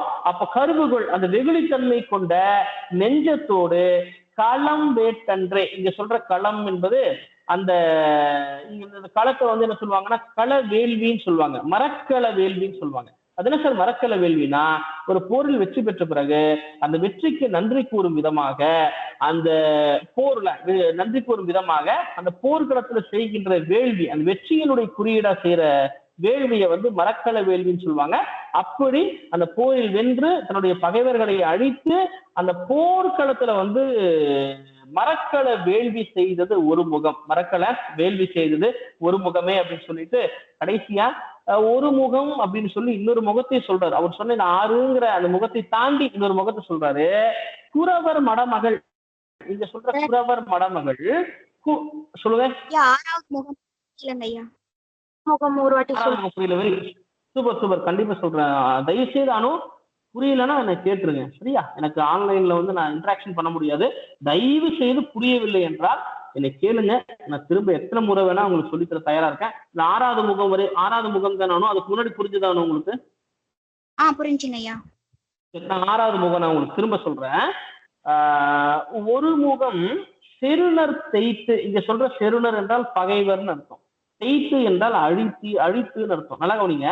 செருணர் தேய்த்து பகைவர்களை அழிப்பதற்காக, செருணர் பகைவர்களை அழிப்பதற்காக, செல் சமம், செல் சமம், இங்க சொல்ற சமம் என்பது சமர், சமர் என்பது போர், போர் கொண்டு போருக்காக போர் எடுத்து சென்று, நல்லா கவனிங்க, செருணர் தேய்த்து பகைவர்களை அழிப்பதற்காக போர் எடுத்து சென்று, முறுக்கி அந்த போரில் வென்று பகைவர்களை அழித்து, இங்க வந்து அழித்துங்கிறது ரெண்டு இடத்துல சொல்றாரு, தேய்த்து முறுக்கிங்கிறார். அதெல்லாம் சார் தேய்த்துனா ஒரு பகைவரை அழிக்க வேண்டும் என்கிற அந்த எண்ணம், அந்த எண்ணத்தோடு எடுத்து செல்கின்ற போர், அந்த போரினுடைய வெற்றி வந்து முறுக்கின்னு அர்த்தம். முறுக்கினா அந்த போரில வெற்றி பெற்றாச்சுன்னு அர்த்தம். அதான் கவனி திரும்ப சொல்றேன். செருணர் தேய்த்து தன்னுடைய பகைவர்களை அழிப்பதற்காக செல் சமம், அதாவது படையெடுத்து சென்று போரிட்டு அந்த போரில் வென்று பகைவரை அழித்து, கருவுகொள் நெஞ்சமோடு, இங்க சொல்ற கருவுகொள் என்றால் வெகுளித்தன்மை கொண்ட நெஞ்சமோடு. வெகுளித்தன்மை அப்படின்னா அந்த போரினுடைய, அந்த போர் செய்கின்ற அந்த நிலையிலே அந்த மனதில் இருக்கின்ற அந்த பகையை தீர்க்கின்ற அந்த கோபத்தை வெகுளின்னு சொல்லுவாங்க. ஒரு சில பேர் வந்து நம்ம வெகுளி அப்படின்னு சொல்லுவோம். வெகுளின்னா அவங்க அடிக்கடி சட்டு கோபப்படுவாங்க, அது இயல்பானது. ஒரு வகையில அந்த வெகுளித்தன்மை என்பது ஒரு வீரனுக்கான ஒரு சிறந்த ஒரு கூறும் கூட. அப்போ கருவுகொள் என்றால் என்றைக்குமே குறையாம பெருகி கொண்டே இருக்கின்ற ஒரு வெறின்னு அர்த்தங்க, ஒரு வெறி. அதே இடத்துல இந்த இடத்துல வந்து அது ஒரு கோபங்க, ஒரு கோபம், ஒரு வெறியோடு கூடிய கோபம். அப்போ வெகுளி கொண்ட கருவுகொள் நெஞ்சமோடு, அப்படிப்பட்ட அந்த நெஞ்சத்தோடு, அப்படிப்பட்ட நெஞ்சத்தோடு களம் வேற்றென்று அந்த வெற்றி பெற்ற போர்களத்துல மரக்கள வேள்வியை செய்தது ஒரு முகம். பொருளை ஜெயிச்சாச்சுங்க. மனதில் இருக்கின்ற அந்த கோபம் வந்து அந்த வெற்றி, அந்த வெற்றியினுடைய களிப்பு, அந்த வெற்றிக்கு தர வேண்டிய மரியாதை, அந்த வெற்றிக்கு துணை நின்ற அந்த களத்திற்கும், அந்த களத்தை காத்த கொற்றவைக்கும் நமக்கு தெரியும். கொற்றவை வந்து போர்க்களத்தினுடைய கடவுள்னு தெரியும். அப்படிப்பட்ட அந்த இடத்துல மரக்கள வேள்வி செய்வது என்பது நம்முடைய ஒரு மரபுங்க. அப்படிப்பட்ட அந்த போர்க்களத்துல மரக்கள வேள்வி செய்தது ஒரு முகம் அப்படின்னு ஆறாவது முகத்தை சொல்றாரு. புரிஞ்சுதானோ ஐயா? புரிஞ்சுங்க ஐயா. இப்ப திரும்பி ஒரு முறை சொல்றேன். அதாவது ஒரு முகமானது பகைவர்களை அழிப்பதற்காக படையெடுத்து சென்று அந்த போரில வெற்றி பெற்று அந்த பகைவர்களை அழித்து வெகுளி கொண்ட அந்த நெஞ்சத்தோடு போர்க்களத்திலே மரக்கள வேள்வி செய்தது ஒரு முகம் அப்படின்னு ஆறாவது முகத்தை சொல்லிட்டு ஏழாவது ஒரு முகத்தை சொல்றாரு. அது தெரியல, அது வந்து ஒருவேளை அவருடைய அந்த பக்தி கழிப்பில் வந்த ஒரு கருத்தான்னு தெரியல. பாருங்க, ஒரு முகம் அந்த கடைசி ஏழாவது ஒரு முகம் சொல்றாரு. ஒரு முகம் குறவர் மடமகள் கொடிப்போல் நுசுப்பின். இங்க சொல்ற குறவர் மடமகள்ங்கிறது யாருன்னா குறவர் இனத்தை சார்ந்த, மட என்றால் இந்த இடத்துல மென்மையான அர்த்தம்.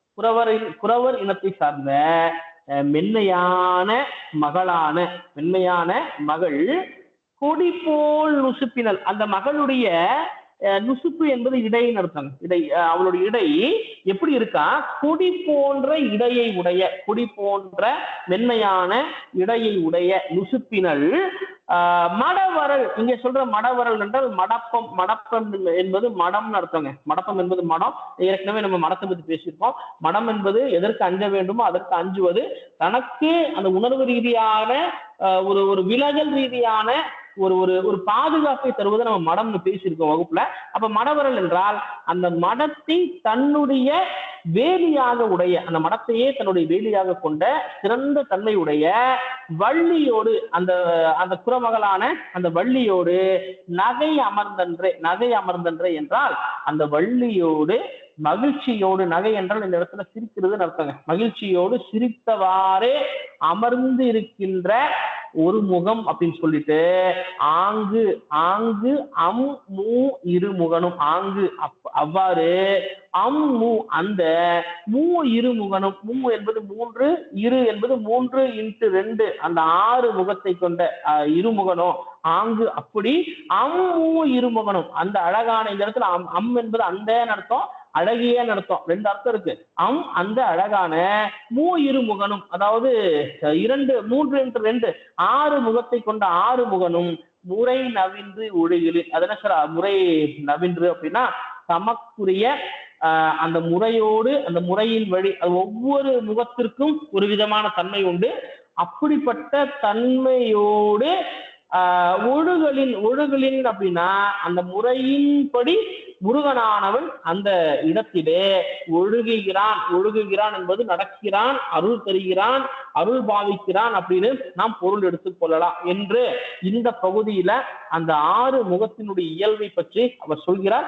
இந்த செய்தியில நான் தொகுத்து இன்னொரு முறை சொல்றேங்க, நீங்க உள்வாங்கிக்கோங்க, அது உங்களுக்கு ஒரு ஐடியா கிடைக்கும் பாருங்க. அதாவது எடுத்த உடனே தலையினுடைய கிரீடத்தை பற்றி சொல்றாரு. 5 வெவ்வேறுபட்ட வடிவங்களை கொண்டதாக, சொல்லுங்க. 7th one மட்டும் இன்னொரு வாட்டி சொல்லிட்டு அதுக்கப்புறம் முழுசா சொல்லுங்க ஐயா.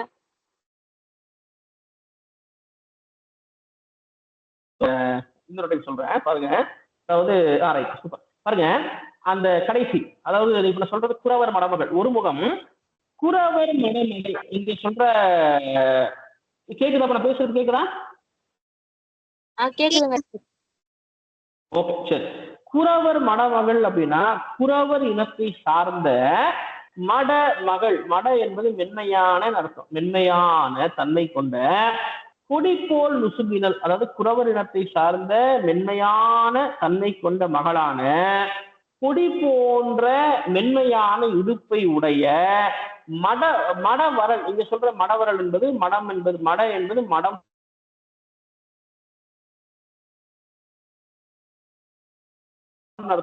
நானும் பயிர்ப்பு பற்றி பேசியிருக்கோம்.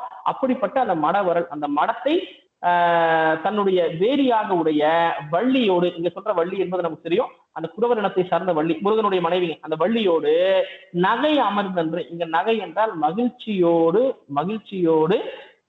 அந்த சிரித்தவாறே அமர்ந்திருக்கின்ற அந்த 7வது முகம், அந்த முகத்தோடு, இப்படிப்பட்ட முகத்தோடு அங்கு அந்த அழகிய அந்த 6 முகம், மூ இரு என்பது நான் சொன்ன 3x2, அந்த 6 முகத்தோடு விளங்குகின்ற அந்த முருகன் தன்னுடைய 6 முகத்திற்குரிய அந்த முறையின் வழியே ஒழுகி நிற்கின்ற தன்மை கொண்டவனாக அந்த இடத்தில் விளங்குகிறான். புரிஞ்சுதா பவித்ரா? புரிஞ்சுதுங்க. இப்ப நான் ஒரு டைம் தொகுத்து சொல்லிடுறேன், நீங்க அப்படியே எழுதுனதோட கம்பேர் பண்ணிக்கோங்க, நான் தொகுத்துறேன். சரி பாருங்க, எடுத்த உடனே கிரீடத்தை பத்தி பேசுறாரு. அதாவது 5 வெவ்வேறுபட்ட வடிவினால், ஒன்ன போல ஒண்ணு கிடையாதுங்க, அதான் அவர் சொல்றாரு.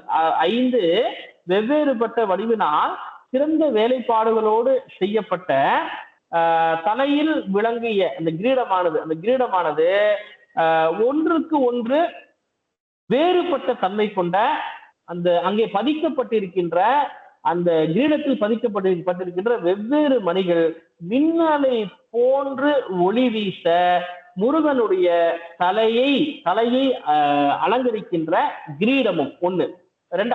தலையை அழகு கூட்டுகின்ற கிரீடமும்.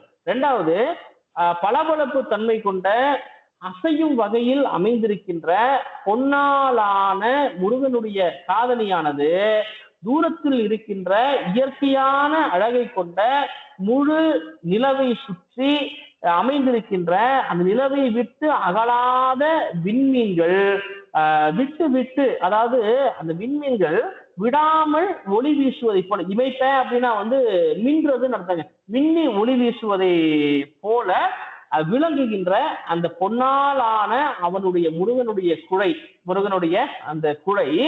அதோடு அடுத்தது முகத்துக்கு வராரு.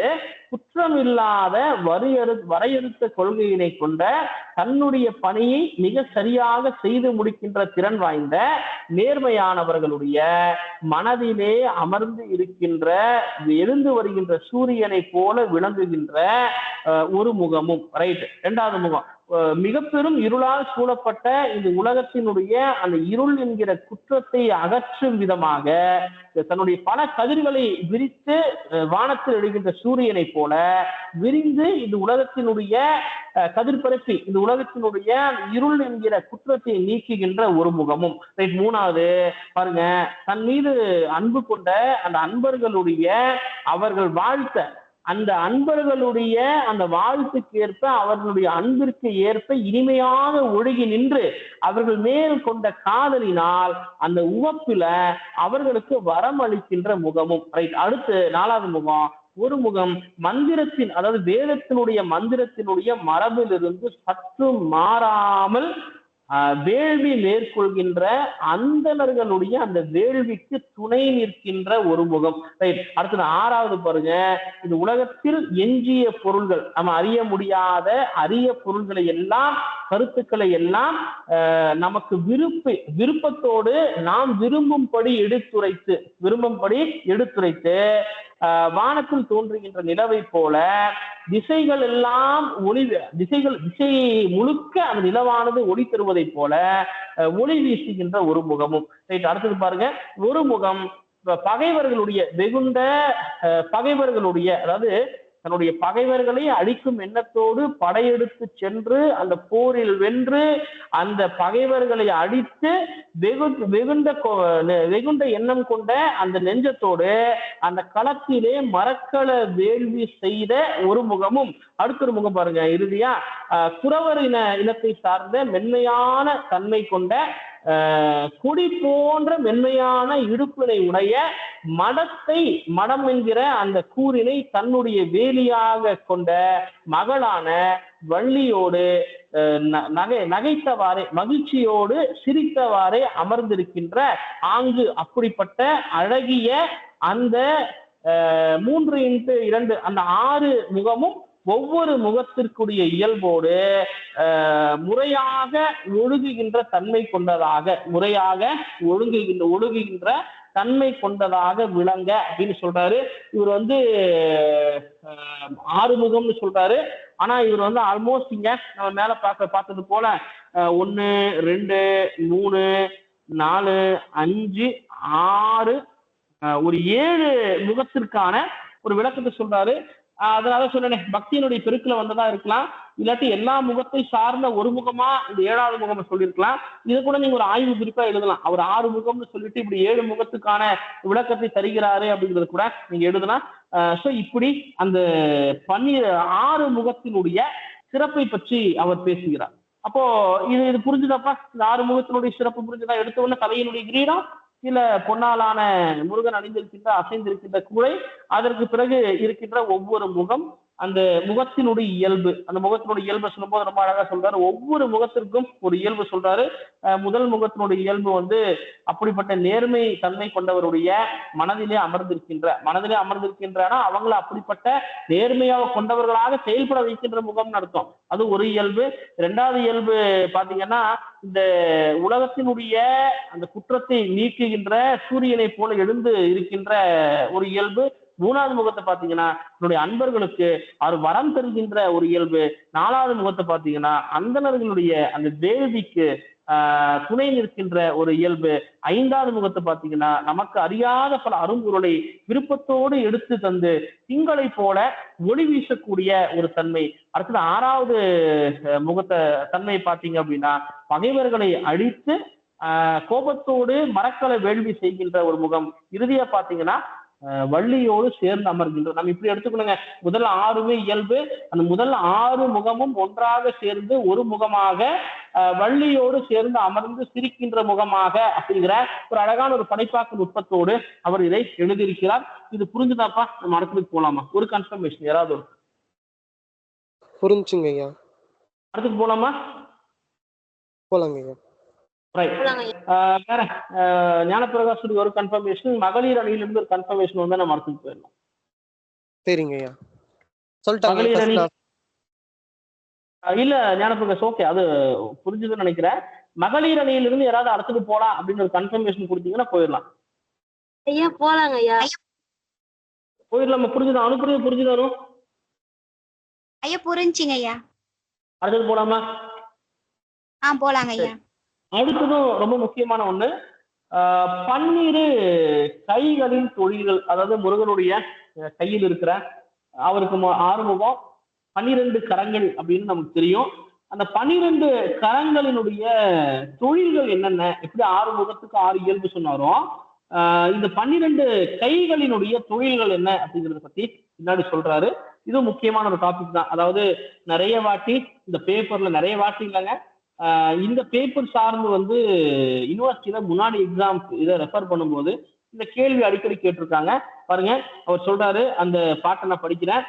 ஆரம் தாழ்ந்த பகட்டு மார்பின் செம்பொறி வாங்கிய மொயம்பின் சுடர் விடுவு வன்புகள் நிறைந்து வசிந்து வாங்கு நிமிர்தோள் விண்செலல் மரபின் ஐயர்க்கு எய்தியது ஒரு கை உக்கம் சேர்த்தியது ஒரு கை நலந்தொரு கலிங்கத்து குரங்கின் விசை அசையது ஒரு கை அங்குசம் கடவா ஒரு கை இரு கை ஐயிரு வட்டமோடு எஃகு வனம் திரிப்ப ஒரு கை மார்போடு விளங்க ஒரு கை தாரோடு பொழிய ஒரு கை கீழ்வீழ் துடியோடு மீன்மிசை கொட்ப ஒரு கை பாடையின் படுமணி இரட்ட ஒரு கை நீல் நிற விசும்பின் மலிதுளி பொழிய ஒரு கை வானர மகளிர்க்கு வதுவை சூட்ட ஆங்கு அப்பன்னிரு கையும் பார்ப்பட இயற்றி அப்படின்னு ஒரு பாட்டை சொல்றாரு.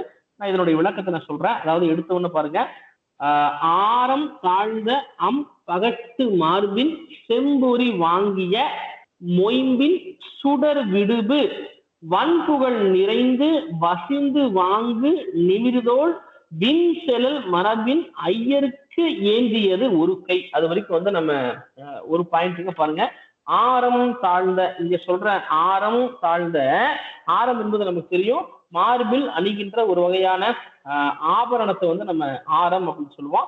அப்ப ஆரம் தாழ்ந்த என்றால் மார்பிலே அணிந்திருக்கின்ற அந்த ஆரம் என்கிற ஆபரணம் தாழ்ந்திருக்கின்ற அப்படின்னா அவனுடைய மார்பு அந்த அளவுக்கு அகலமா இருக்குன்னு அர்த்தம். ரெண்டாவது, அந்த ஆரம் என்கிற அந்த அணிகளினுடைய அந்த எடையும் அதனுடைய தன்மை. அப்ப ஆரம் தாழ்ந்த, மார்பில் அணிந்திருக்கின்ற அந்த தாழ்ந்த ஆரம் என்கிற அந்த ஆபரணமானது தாழ்ந்திருக்க பகட்டு மார்பின், அவனுடைய மார்பு எப்படியா, என்பது அழகு, பகட்டு என்றால் வலிமையான அர்த்தம். அதாவது அழகான வலிமையான அவனுடைய மார்புல செம்பொறி வாங்கிய, இங்க சொல்ற செம்பொறி என்றால் செம்மென்றால் சிவந்தன்னு அர்த்தம். செம்பொறி வாங்கிய சிவந்த வரிகளை தம்முள் வாங்கி கொண்டன்னு அர்த்தம். நல்லா கவனிங்க, சிவந்த வரிகளை அப்படின்னா அவனுடைய மார்புல சிவப்பான வரிகள். நம்ம ஏற்கனவே இதை ஒரு இடத்துல புறநானூறுலயே அங்கே பேசியிருக்கோம், பதிற்றுப்பத்துல பேசியிருக்கோம். அந்த மார்பில் இருக்கின்ற சிவந்த வரிகள் என்பதும் ஒரு சிறு தேமல் என்பதும் ஒரு அழகினுடைய ஒரு குறியீடுங்க. அப்போ செம்பொறி வாங்கிய சிவந்த வரிகளை தம்முள் வாங்கி கொண்ட மொயம்பின், இங்க சொல்ற மொயம்பு என்றால் வலிமைன்னு அர்த்தம். மேல எப்படி பகட்டுங்கிறாரோ கீழே மொயம்பு என்பதும் வலிமைன்னு அர்த்தம். வலிமை மிகுந்த சுடர் விடவு ஒளி ஒளி ஒளி வீசக்கூடிய, நல்லா கவனிங்க, மொயம்பின் வலிமை மிகுந்த சுடர் விடுவு என்றால் சுடர் வீசக்கூடிய ஒளி வீசக்கூடிய வன்புகள் நிறைந்து, இங்க சொல்ற வன்புகள் என்றால் உயர்ந்த புகழ் அர்த்தம். புகழ் என்பது உங்களுக்கு தெரியும், உயர்ந்த வன்புகழ் என்றால் உயர்ந்த புகழை நிறைந்து என்றால் மிகுதியாக பெற்று அர்த்தம். அதாவது உயர்ந்த புகழை மிகுதியாக பெற்று, அது ஒண்ணு இல்லைங்க. இப்போ ஒரு செமஸ்டர்ல வந்து கிளாஸ்ல டாப்பரா வர்றாங்க, 6 செமஸ்டரும் கிளாஸ்ல டாப்பரா வந்து அது உயர்ந்த புகழ். ஒரு செமஸ்டர்ல டாப்பரா வருது புகழுங்க, எல்லா செமஸ்டர்லயும் டாப்பரா வந்து கடைசியில நம்ம கிளாஸ்க்கே டாப்பரா இருக்கிறது வந்து உயர்ந்த புகழ்னு அர்த்தம். இங்க பாருங்க, வன்புகழ் நிறைந்து உயர்ந்த புகழை மிகுதியும் பெற்று வசிந்து வாங்கு நிமிர்தோள், இங்க சொல்ற வசிந்து வாங்கு என்றால் பகைவர்களை அழித்து பெருமையுடன் நிற்கின்ற நிமிர்ந்த தோள்கள். பகைவர்களை அழித்து நிமிர்ந்து நிற்கின்ற தோள்கள் செலல் மரபின் ஐயருக்கு ஏந்தியது. நல்லா கவனிங்க, அந்த தோள்கள் அந்த தோளோடு சேர்ந்த கை. இப்ப அவர் சொல்றாரு, முதல் கைய சொல்றாரு, கை 12 கையில ஒரு கையினுடைய இயல்பை சொல்றாரு. வின் செலல் மரபின் ஐயருக்கு ஏந்தியது. நீங்க சொல்ற வின் செலல் என்பது வீடு பேர்னு அர்த்தங்க. அப்ப வீடு பேச்சினை அடைகின்ற தன்மை கொண்ட ஐயருக்கு, ஐயர் என்றால் துறவின்னு அர்த்தம். நல்லா கவனிங்க, வீடு பேச்சினை அடைகின்ற வின் செலல் மரபின், அந்த மரபினை பின்பற்றுகின்ற துறவிகளுக்கு ஏந்தியது ஒரு கை. ஏந்தியது என்றால் அந்த துறவிகளினுடைய வீடு பேச்சிற்கு உதவி செய்தது, துணை நின்றது ஒரு கை அப்படிங்கிறார். பாருங்க, திரும்ப சொல்றேன். ஃபர்ஸ்ட் எடுத்தோன்னு அந்த கையை பத்தி ஆரம்பிக்கும் போது ஆரம் என்கின்ற அந்த அணிகளில் தாழ்ந்து நிற்கின்ற வலிமை உடைய அழகான சிவந்த பல வரிகளை கொண்ட வலிமை மிகுந்த ஒளி வீசக்கூடிய அந்த மார்போடு உயர்ந்த புகழ்கள் மீண்டும் மீண்டும் மீண்டும் வந்து பெருகும்படி பகைவரை அழித்து நிமிர்ந்து நின்ற தோள்களோடு சேர்ந்திருக்கின்ற வீடு பேச்சனை அடைய எண்ணி அதன் வழியில் அதன் மரபில் நிற்கின்ற துறவிகளுக்கு, அந்த துறவிகளுக்கு உதவி செய்த துறவிகளுக்கு துணை நின்ற ஒரு கையும். திரும்ப சொல்றேன், நல்லா கவனிங்க. அதாவது மார்பில் அணிந்திருக்கின்ற ஆரம் என்னும் ஆபரணம் தாழ்ந்திருக்க வலிமையான தன்மை கொண்ட சிவந்த வரிகளை மார்பில் வாங்கிய வலிமை மிகுந்த ஒளி வீசக்கூடிய உயர்ந்த புகழை மிகுதியும் பெற்று விளங்குகின்ற அந்த மார்பினை கொண்ட பகைவர்களை அடித்து நிமிர்ந்து நிற்கின்ற அந்த தோளோடு, அவனுடைய தோல், மார்பை சொல்லிட்டாரு, தோலை சொல்றாரு, அந்த தோளோடு சேர்ந்து நிற்கின்ற வீடு பெற்றினை அடைகின்ற மரபினை பின்பற்றுகின்ற துறவிகளுக்கு துணை செய்கின்ற, அந்த துறவிகளை ஏந்தி நிற்கின்ற, அந்த துறவிகளுக்கு உதவுகின்ற ஒரு கை அப்படின்னு அதனுடைய விளக்கத்தை சொல்றாரு. இந்த முதல் கையினுடைய விளக்கம் புரிஞ்சுதா? புரிஞ்சுதா?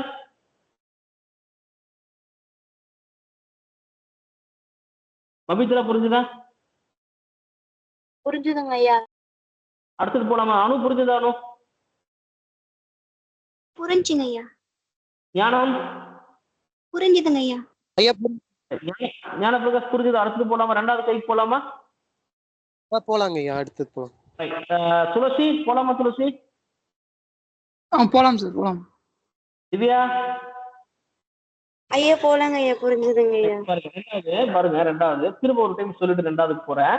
அதாவது மார்பில் அணிந்திருக்கின்ற ஆரம் எனும் அணிந்திருக்கின்ற ஆபரணம் தாழ்ந்து நிற்கின்ற வலிமை மிகுந்த சிவந்த வரிகளை தன்னுள் ஏற்றுக்கொண்ட, தன்னுள் தாங்கிக் கொண்ட வலிமை மிகுந்த ஒளி வீசக்கூடிய உயர்ந்த புகழ்கள் திரும்ப மிகுதியாக வந்து சேர்க்கின்ற மார்பினை கொண்ட மார்போடு பகைவர்களை அழித்து அதனால் நிமிர்ந்த அந்த தோளோடு சேர்ந்த வீடு பிரச்சனையை அடைவதை நோக்கமாக கொண்டு அந்த வீடு பிரச்சனை அடைகின்ற மரபோடு இணைந்து நிற்கின்ற துறவிகளுக்கு துணை இருக்கின்ற, அந்த துறவிகளை ஏந்தி இருக்கின்ற துறவிகளுக்கு துணை இருக்கின்ற ஒரு கையும்.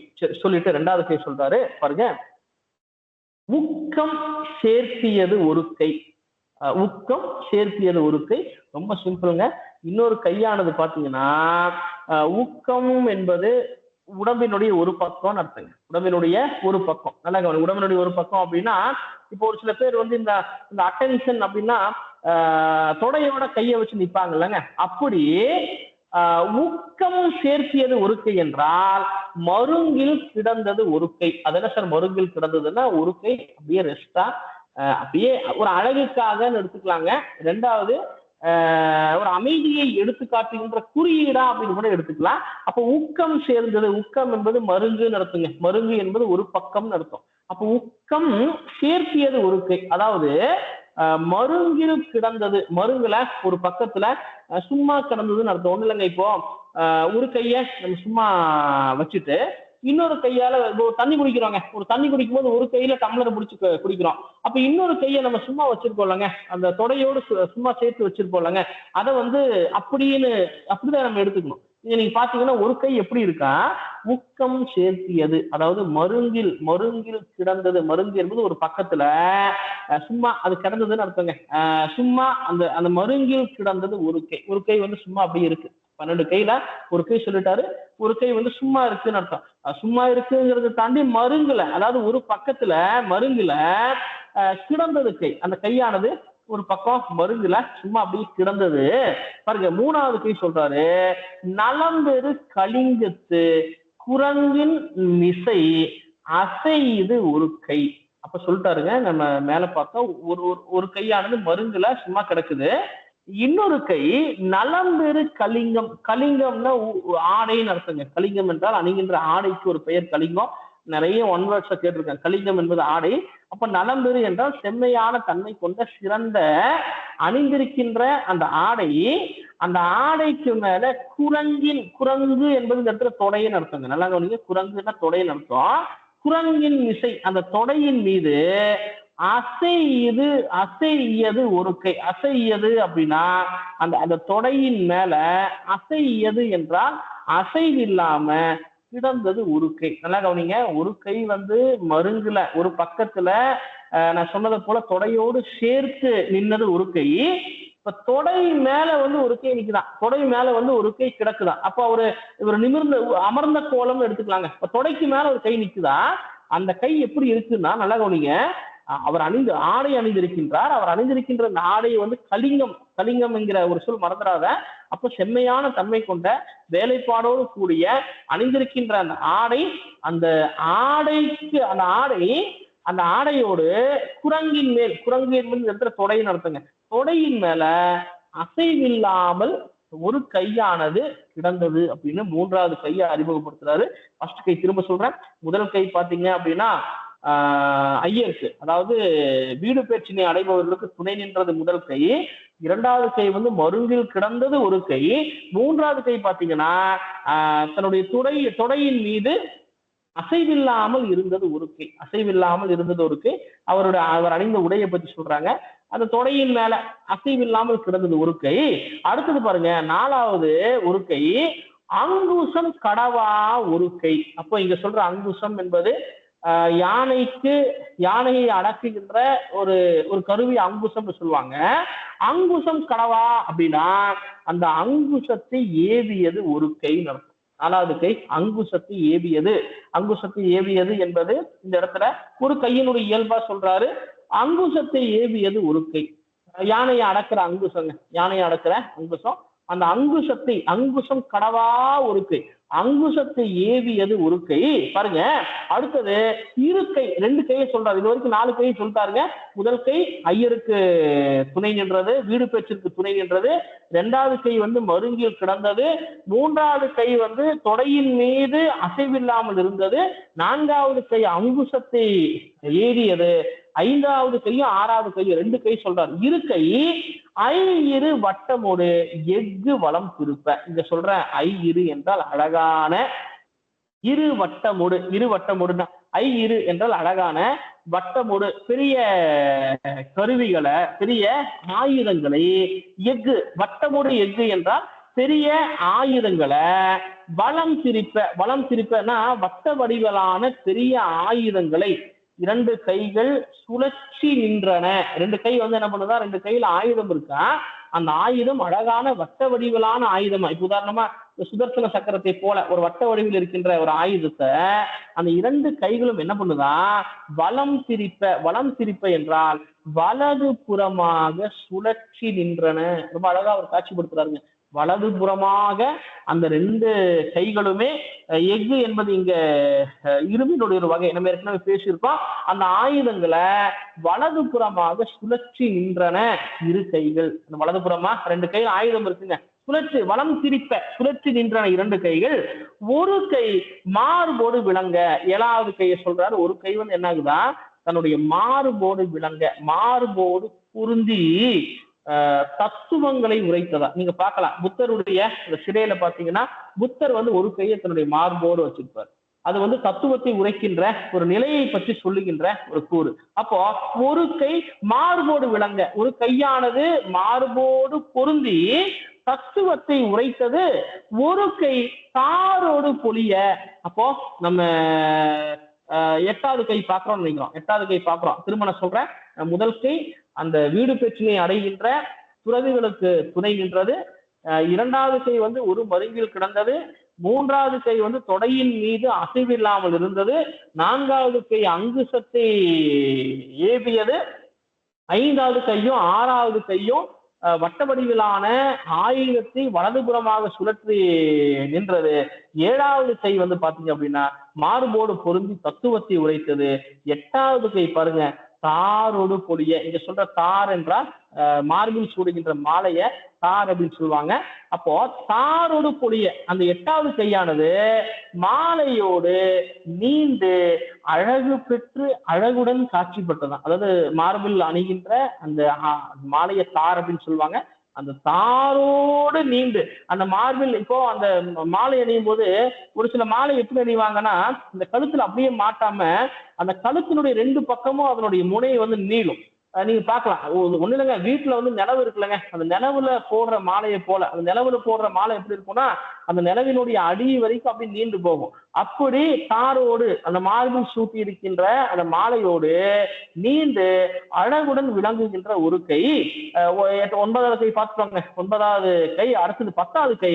ஒரு கை கீழ் வீல் துடியோடு மீன் இசை கொட்ட. ரொம்ப முக்கியமான ஒரு வரிங்க. என்ன முக்கியமான வரின்னா இன்னைக்கு நீங்க பாக்க ஐயா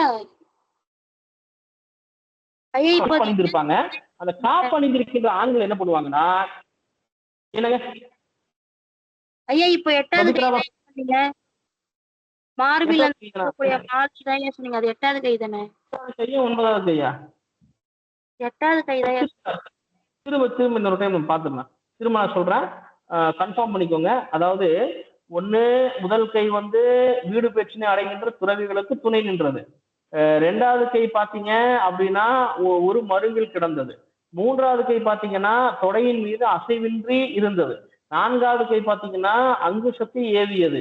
ஐந்தாவது கையும் ஆறாவது கையும் வட்ட வடிவமான ஆயுதங்களை வளமாக சுழற்றி நின்றது.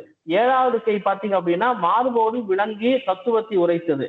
எட்டாவது கை பாத்தீங்கன்னா தாரோடு, அதாவது தாரோட மார்பில் அணிந்திருக்கின்ற அந்த மாலையோடு நீண்டு, அதாவது கையளவுக்கு நீட்டி இருக்கின்ற கையளவுக்கு அந்த தார் அந்த மாலை வந்து தொங்குதுன்னு அர்த்தங்க.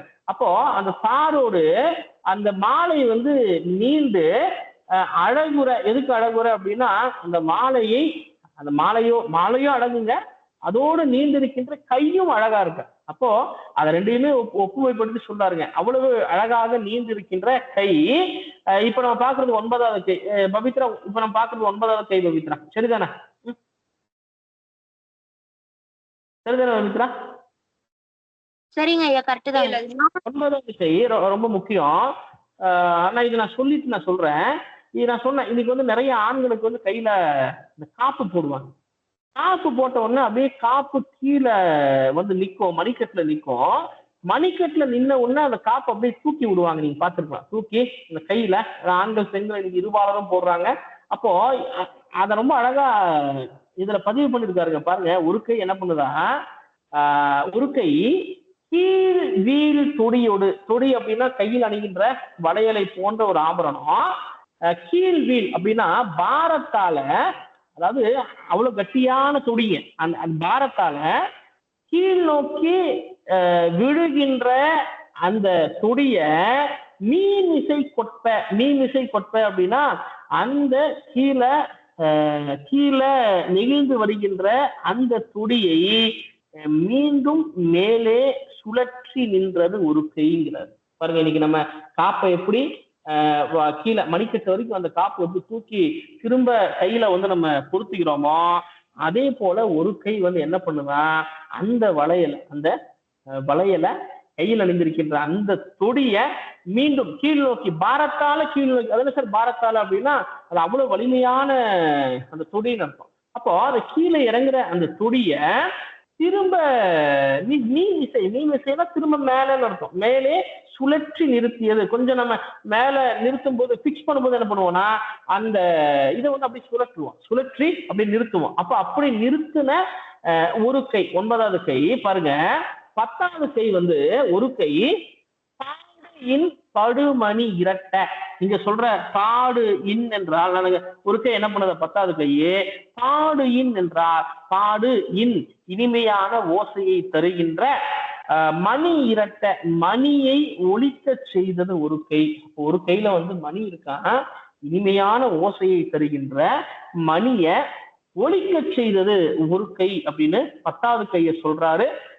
11வது கை பாருங்க. பாடுயின் படுமணி இரட்ட. ஒரு கையானது சொன்ன 10வது கை திரும்ப சொல்றேன்.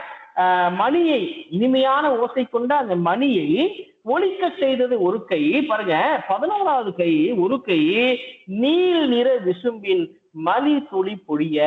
11வது கை என்ன பண்ணுதா நீல நிறத்தை கொண்ட விசும்பு ஆகாயத்திலிருந்து மலி துளி பெருக மிகுந்த மழை துளிகளை பொழிய வைத்தது ஒரு கை. 11வது கை பாருங்க திரும்ப சொல்ற நீல நிறமுடைய விசும்பு ஆகாயத்திலிருந்து மலி மிகுந்த துளி அந்த மழை துளிகளை பொழிய செய்தது ஒரு கை அந்த 11வது கை. 12வது கை பாருங்க.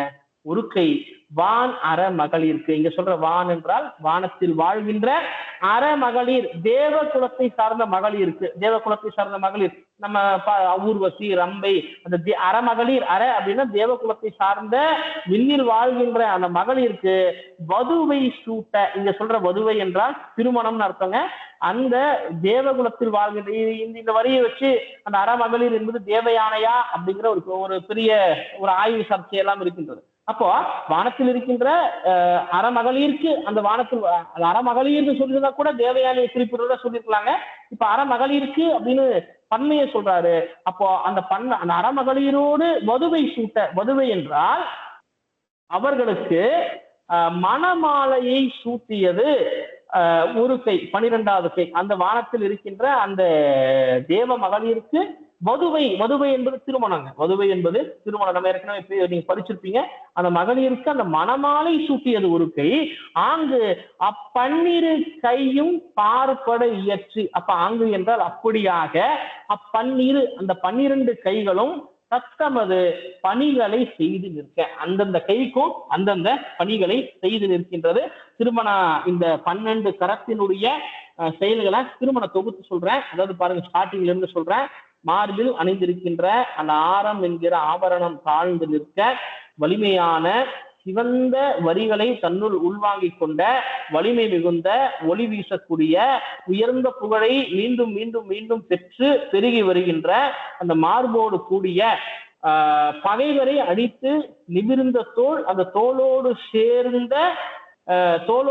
சேர்ந்த வீடு பேச்சினை அடைவதற்காக அந்த வீடு பேச்சினை அடைகின்ற மரபிலிருந்து மாறாத துறவிகளுக்கு உதவியது துறவிகளை ஏந்தியது ஒரு கை. 2வது கை மருங்கில் கிடந்தது 2வது கை. 3வது கையானது செம்மையான தன்மையோடு செய்யப்பட்ட ஆடை. அந்த ஆடையின் மீது அந்த தொடையின் மீது அசைவில்லாமல் இருந்தது 3வது கை. 4வது கை அங்குசத்தை ஏவியது 4வது கை. 5வது கையும் 6வது கையும் அழகான வட்ட வடிவிலான 2 ஆயுதங்களை ஏந்தி வலதுபுறமாக சுழற்றி நின்றது அந்த 5வது கையும் 6வது கையும். 7வது கை பாத்தீங்க அப்படின்னா 7வது கையானது மார்போடு பொருந்தி தத்துவத்தை உரைக்கின்ற நிலையில் நின்றது 7வது கை. 8வது கை மார்பில் அணிந்திருக்கின்ற அந்த மாலையோடு நீண்டு சென்று அந்த தாரோடு நீண்டு நின்று அழகாக பொழிந்தது அந்த 8வது கை.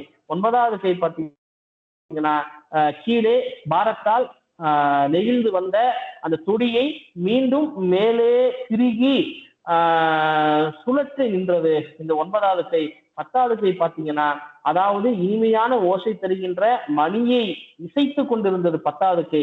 11வது கை பார்த்தீங்கன்னா நீல நிறம் கொண்ட அந்த வானத்திலிருந்து மிகுதியான மழை துளிகளை பொழிய செய்தது 11வது கை. 12வது கையானது வானத்தில் இருக்கின்ற தேவ மகளிருக்கு மகளிருக்கு மணமாலை சூட்டியது 12வது கை. இப்படி 12 கைகளும் தத்தமது பணிகளை சிறப்புடன் செய்ய. நண்பர்களை புரிந்ததா?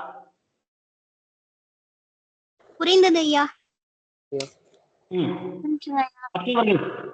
ஆண் குரல் புரிந்ததுங்க ஐயா. சூப்பர். அடுத்து போயிடலாமா? முடிச்சிடலாம். அடுத்து ஒரு 4-5 வரியோட இன்னைக்கு கிளாஸ் வைண்ட் அப் பண்ணிக்கலாம். அடுத்துக்கு போலாமா நண்பர்களே? போலாங்க ஐயா. நம்ம யாரோ ஒருத்தருடைய குரல் குறிப்பிட்டது. ஓகே, அடுத்துக்கு போலாமா? போலாங்க ஐயா. சரி, அடுத்து கடைசியா அலைவாயில் ஆறுமுகன் வந்து அருளி இருக்கும் காட்சி. அந்த திருச்சீரலை வாயில்ல ஆறுமுகன், அந்த முருகன் எப்படி வீற்றிருக்கிறான், அவன் வீற்றிருக்கின்ற காட்சியை ரொம்ப அழகா சொல்லிட்டு இந்த பகுதி நிறைவு செய்யறாருங்க. திருச்சீரலை வாயில் என்கிற பகுதியை நிறைவு செய்யறாரு. பாருங்க. அந்தர பள்ளியும் கரங்க, பின்கால் வயிறு எழுந்து இசைப்ப, வால் வளை ஞரள, உரந்தலை கொண்ட உறும் இடி முரசமோடு பல்பொறி மஞ்சை வெல்கொடி அகவ, விசும்பு ஆறு ஆக விரைசிலல் முன்னி, உலகம் புகழ்ந்த ஓங்கு உயர் விழுச்சீர் அலைவாய் சேரலும் நிலைய பண்பு அதா அன்று அப்படின்னு இந்த திருச்சீரலை வாயில முடிக்கிறார். பாருங்க. அந்தர பள்ளியம் கரங்க, இங்க சொல்ற அந்தரம் என்றால் ஆகாயம் இருக்கும். அப்ப ஆகாயத்துல, அந்தரம் என்பது ஆகாயத்துல, பள்ளியம், பள்ளியம் என்றால் இசைக்கருவிகள் அர்த்தம். பள்ளியம் என்றால் இசைக்கருவி, கரங்க இசைக்கருவிகள் முழங்க, கரங்க அப்படின்னா முழங்கன்னு அர்த்தம். அப்போ ஆகாயத்துல, அந்தர ஆகாயத்துல இசைக்கருவிகள் முழங்க அப்படின்னு அர்த்தம். அப்போ இதை நம்ம எப்படி எடுத்து சார்? ஆகாயத்துல முழங்குறதா எடுத்துக்கலாம். ரெண்டாவது என்ன அப்படின்னா, ஒரு மத்தளத்தை அடிக்கணுங்க. இந்த மத்தளத்தை வந்து நம்ம எப்படி அடிப்போம்னா தரையில வச்சு அடிப்பாங்க. ஒரு சில பேர் வந்து மார்போடு பொருத்தி தன்னுடைய இடையில நிறுத்தி அடிப்பாங்க.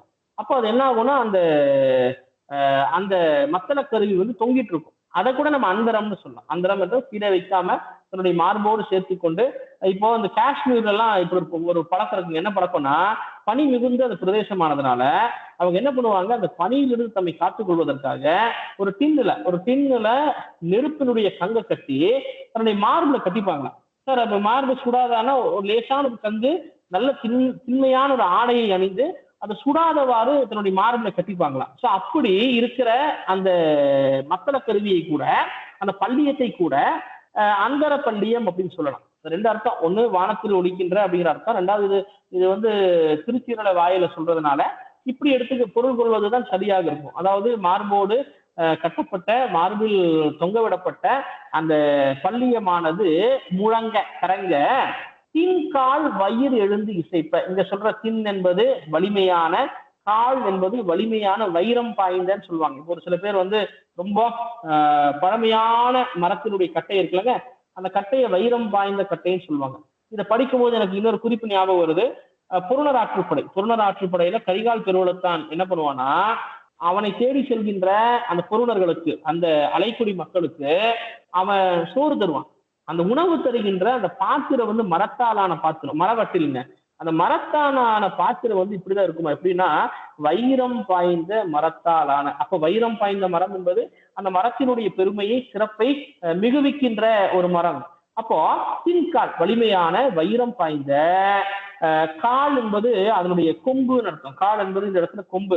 இப்ப எப்படி நம்ம கத்தியினுடைய முனைய வெட்டுகின்றது முனைய நம்ம கால் அப்படின்னு சொல்றோமோ, அதே போல தின்கால் என்றால் வைரம் பாய்ந்த வலிமையான கொம்பினை கொண்ட. கொம்பு என்பது ஒரு மூங்கில், நேர போற மூங்கில், அந்த மூங்கிலினுடைய ஒரு கிளைய கொம்புன்னு சொல்லுவாங்க. அந்த கொம்பு வயிறு எழுந்து இசைப்ப, அது ஒரு வகையான இசைக்கருவிங்க. அது வந்து நம்ம ஏற்கனவே இந்த இசைக்கருவி பத்தி இது பண்ணியிருக்கோம். அதாவது முன்னாடி பார்த்திருக்கோம். அதாவது ஒரு படம்ல போர்டுல வரைஞ்சு போட்டேன். அப்படிப்பட்ட அந்த வயிறு என்கிற அந்த இசைக்கருவியானது எழுந்து இசைப்ப. எழுந்து இசைப்பனா மிகுந்து ஒலிக்கன்னு அர்த்தம். திரும்ப சொல்றேன். மார்பிலே கட்டி தொங்க விடப்பட்ட இந்த பள்ளியங்கள், இசைக்கருவிகள் முழங்க, வைரம் பாய்ந்த வலிமையான கும்பினை கொண்ட வயிறு என்கிற இசைக்கருவியானது மிகுந்து ஒலிக்க, எழுந்து இசைப்ப. எழுந்துன்னா மிகுந்து ஒலிக்க, அது ஒரு காற்று கருவிங்க.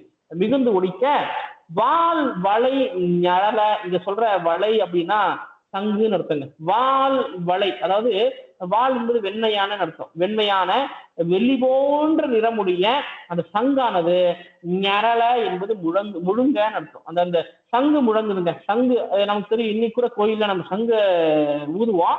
சங்கினுடைய முழக்கம் சங்க முழக்கம் அப்படின்னு சொல்லுவோம், சங்கை முழங்குன்னு சொல்லுவோம். அப்போ வெள்ளையான நிறமுடைய சங்கானது முழங்க உரம் தலை கொண்ட ஊரும் இடி முரசமோடு. இங்க சொல்ற உரம் என்பது வலிமையான தலை கொண்ட உரும் இடி. தலை கொண்ட என்றால் வானத்திலே நிலை கொண்ட உருமுகின்ற இடி போன்ற ஓசை உடைய முரசானது ஒலிக்க. அது இடி கொண்ட அந்த ஓசை கொண்ட இடி போன்ற ஓசை கொண்ட உரங்களை கொண்ட வலிமையான தலை கொண்ட வானத்திலே தலை கொண்ட உருமுகின்ற இடியினுடைய ஓசை போன்று முரசானது ஒலிக்க பல்பொறி மஞ்சை. இங்க சொல்ற மஞ்சைன்னா மயில் அர்த்தங்க. மஞ்சை என்பது மயில்.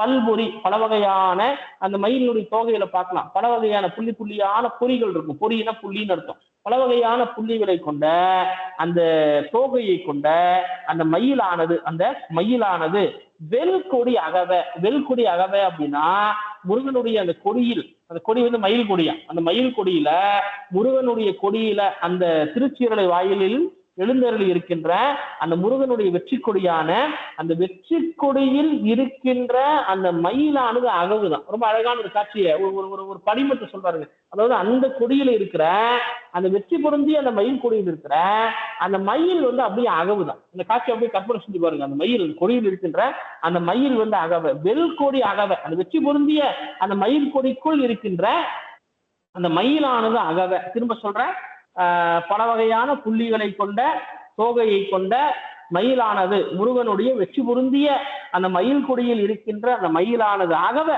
விசும்பு ஆறு ஆக விரைச்செல முன்னி. இங்க சொல்ற விசும்பு என்பது ஆகாயம், ஆறு என்பது வழி, ஆக அந்த விசும்பு ஆகாயம் வழியாக விரை செல முன்னி, விரைவாக செல்ல விரும்பி. முன்னி என்றால் முனைந்துன்னு அர்த்தங்க. அந்த ஆகாயத்துல வானத்துல விரைவாக செல்ல விரும்பி உலகம் புகழ்ந்த ஓங்கு உயர் விடுச்சு. இங்க சொல்ற உலகம் புகழ்ந்த என்றால் உலக மக்களால் புகழப்பட்ட ஓங்கு உயர் விழுச்சீர். ஓங்கு உயர் என்றால் மிக உயர்ந்த, ஓங்கு உயர் விழுச்சீர் சிறந்த புகழை உடைய. விடு என்பது புகழ் அர்த்தம். புகழை உடைய அலைவாய் சேரலும். இங்க சொல்ற அலைவாய் சேரல் என்றால் அலைவாய் என்கிற அந்த பகுதியில் நிலைய பண்பே அப்படின்னா அந்த அலைவாய், அதாவது உலக மக்களால் விரும்பக்கூடிய அந்த வானத்தின் வழியே, அந்த ஆகாயத்தின் வழியே மிக விரைவாக செல்ல விரும்பி சென்று மக்களை எல்லாம், இப்ப நமக்கு தெரியும் முருகன் வந்து உலகத்தை சுற்றிவான உடனே எப்படி அந்த மயிலேறி உலகத்தை சுற்றுகிறானோ, இன்றைக்குமே முருகன் மயிலேறி உலகத்தை சுற்றி நம்ம எல்லாம் காப்பான் என்று நாம் எண்ணுகிறோமோ, அதே போல இந்த வானத்தின் வழியாக மயிலை கொண்டு விரைவாக செல்லக்கூடிய உலக மக்களால்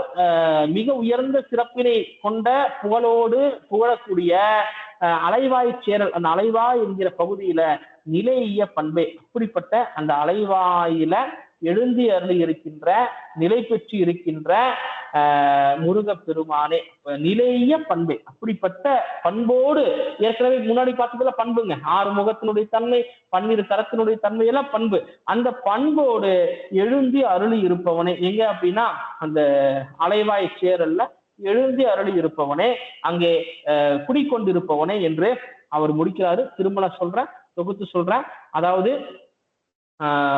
மார்பிலே கட்டப்பட்ட அந்த பள்ளியம் என்கிற இசைக்கருவி முழங்க, 2வது வலிமையான வைரம் பாய்ந்த திண்மையான கொம்புகளை கொண்ட வயிறு என்கிற இசைக்கருவியானது ஒலிக்க, வெண்மையான நிறம் கொண்ட சங்கானது முழங்க, 4வது வலிமையான வானத்தில் நிலை கொண்ட இடி போன்று உருமுகின்ற முரசானது முரசினுடைய ஒளியானது பல வகையான பொறிகளை கொண்ட புள்ளிகளை கொண்ட முருகனுடைய வெற்றி கொடியில் இருக்கின்ற மயிலானது அகவ ஆகாயத்தினுடைய வழியிலே வேகமாக விரைந்து செல்ல விரும்பி வேகமாக விரைந்து செல்கின்ற, உலக மக்களால் புகழப்படுகின்ற, மிக உயர்ந்த சிறந்த புகழினை உடைய, அப்படிப்பட்ட தன்மை கொண்ட பண்புடைய முருகனானவன் எழுந்தருளி இருக்கின்ற, நிலை பெற்றிருக்கின்ற அலைவா என்கிற இடமே, அலைவா என்கிற இடமேன்னு சொல்லலாம்.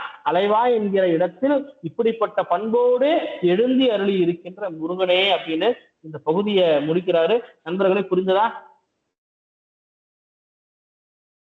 புரிஞ்சுது. புரிஞ்சதப்பா? திருச்சீரலை வாயில் முடிஞ்சது. புரிஞ்சுதா? புரிச்சுதுங்க ஐயா. இது வரைக்கும் ஏதாவது டவுட் இருக்கா? இப்போ வந்து சந்தேகத்திற்கான நேரம். இன்னைக்கு நடத்துனது ஏதாவது டவுட் இருந்தா நீங்க கேட்கணும். ஒரு 2 minutes. திரும்ப சொல்றேன், டவுட் இருந்தா கேளுங்க, புரியலன்னா கேளுங்க, உங்களுக்கு சொல்லித்தர காத்திருக்கிறேன்.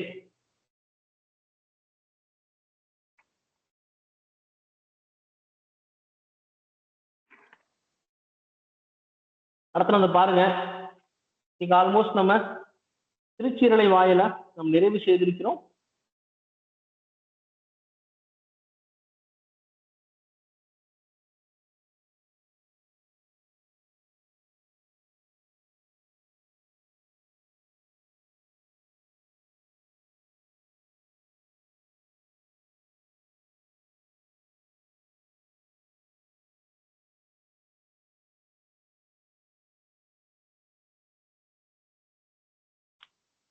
ஐயா சொல்லுப்பா. ஐயா இப்ப இந்த சொல்லு, முதல் சொல்லு. வரி இருக்கு, அந்தர பள்ளியம் கரைக, ஆமா அதுக்கு வந்து இப்படி ஆகாயத்தில் இசைக்கருவிகள் முழங்க அப்படின்னு ஒண்ணு சொன்னீங்கய்யா.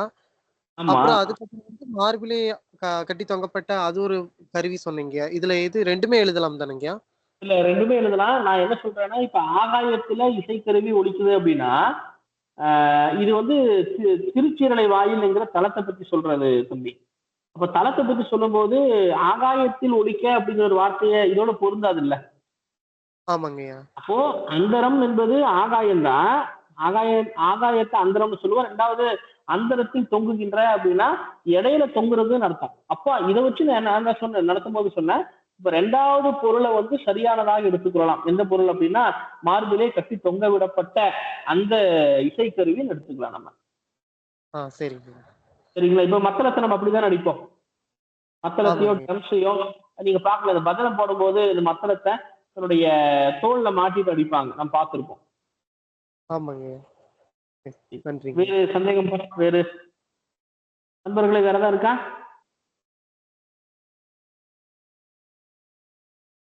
இல்லையா? இல்லங்க ஐயா. நிறைவு செய்து விடலாமா? ஐயா.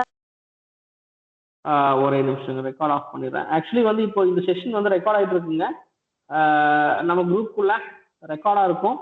அந்த ரெக்கார்டை வந்து எப்போ வேணாலும் திரும்ப நீங்க கேட்டுக்கலாம். ஒருவேளை ஏதாவது டவுட் இருந்தா நீங்க வந்து ரெக்கார்டை திரும்ப கேட்டுக்கலாம்.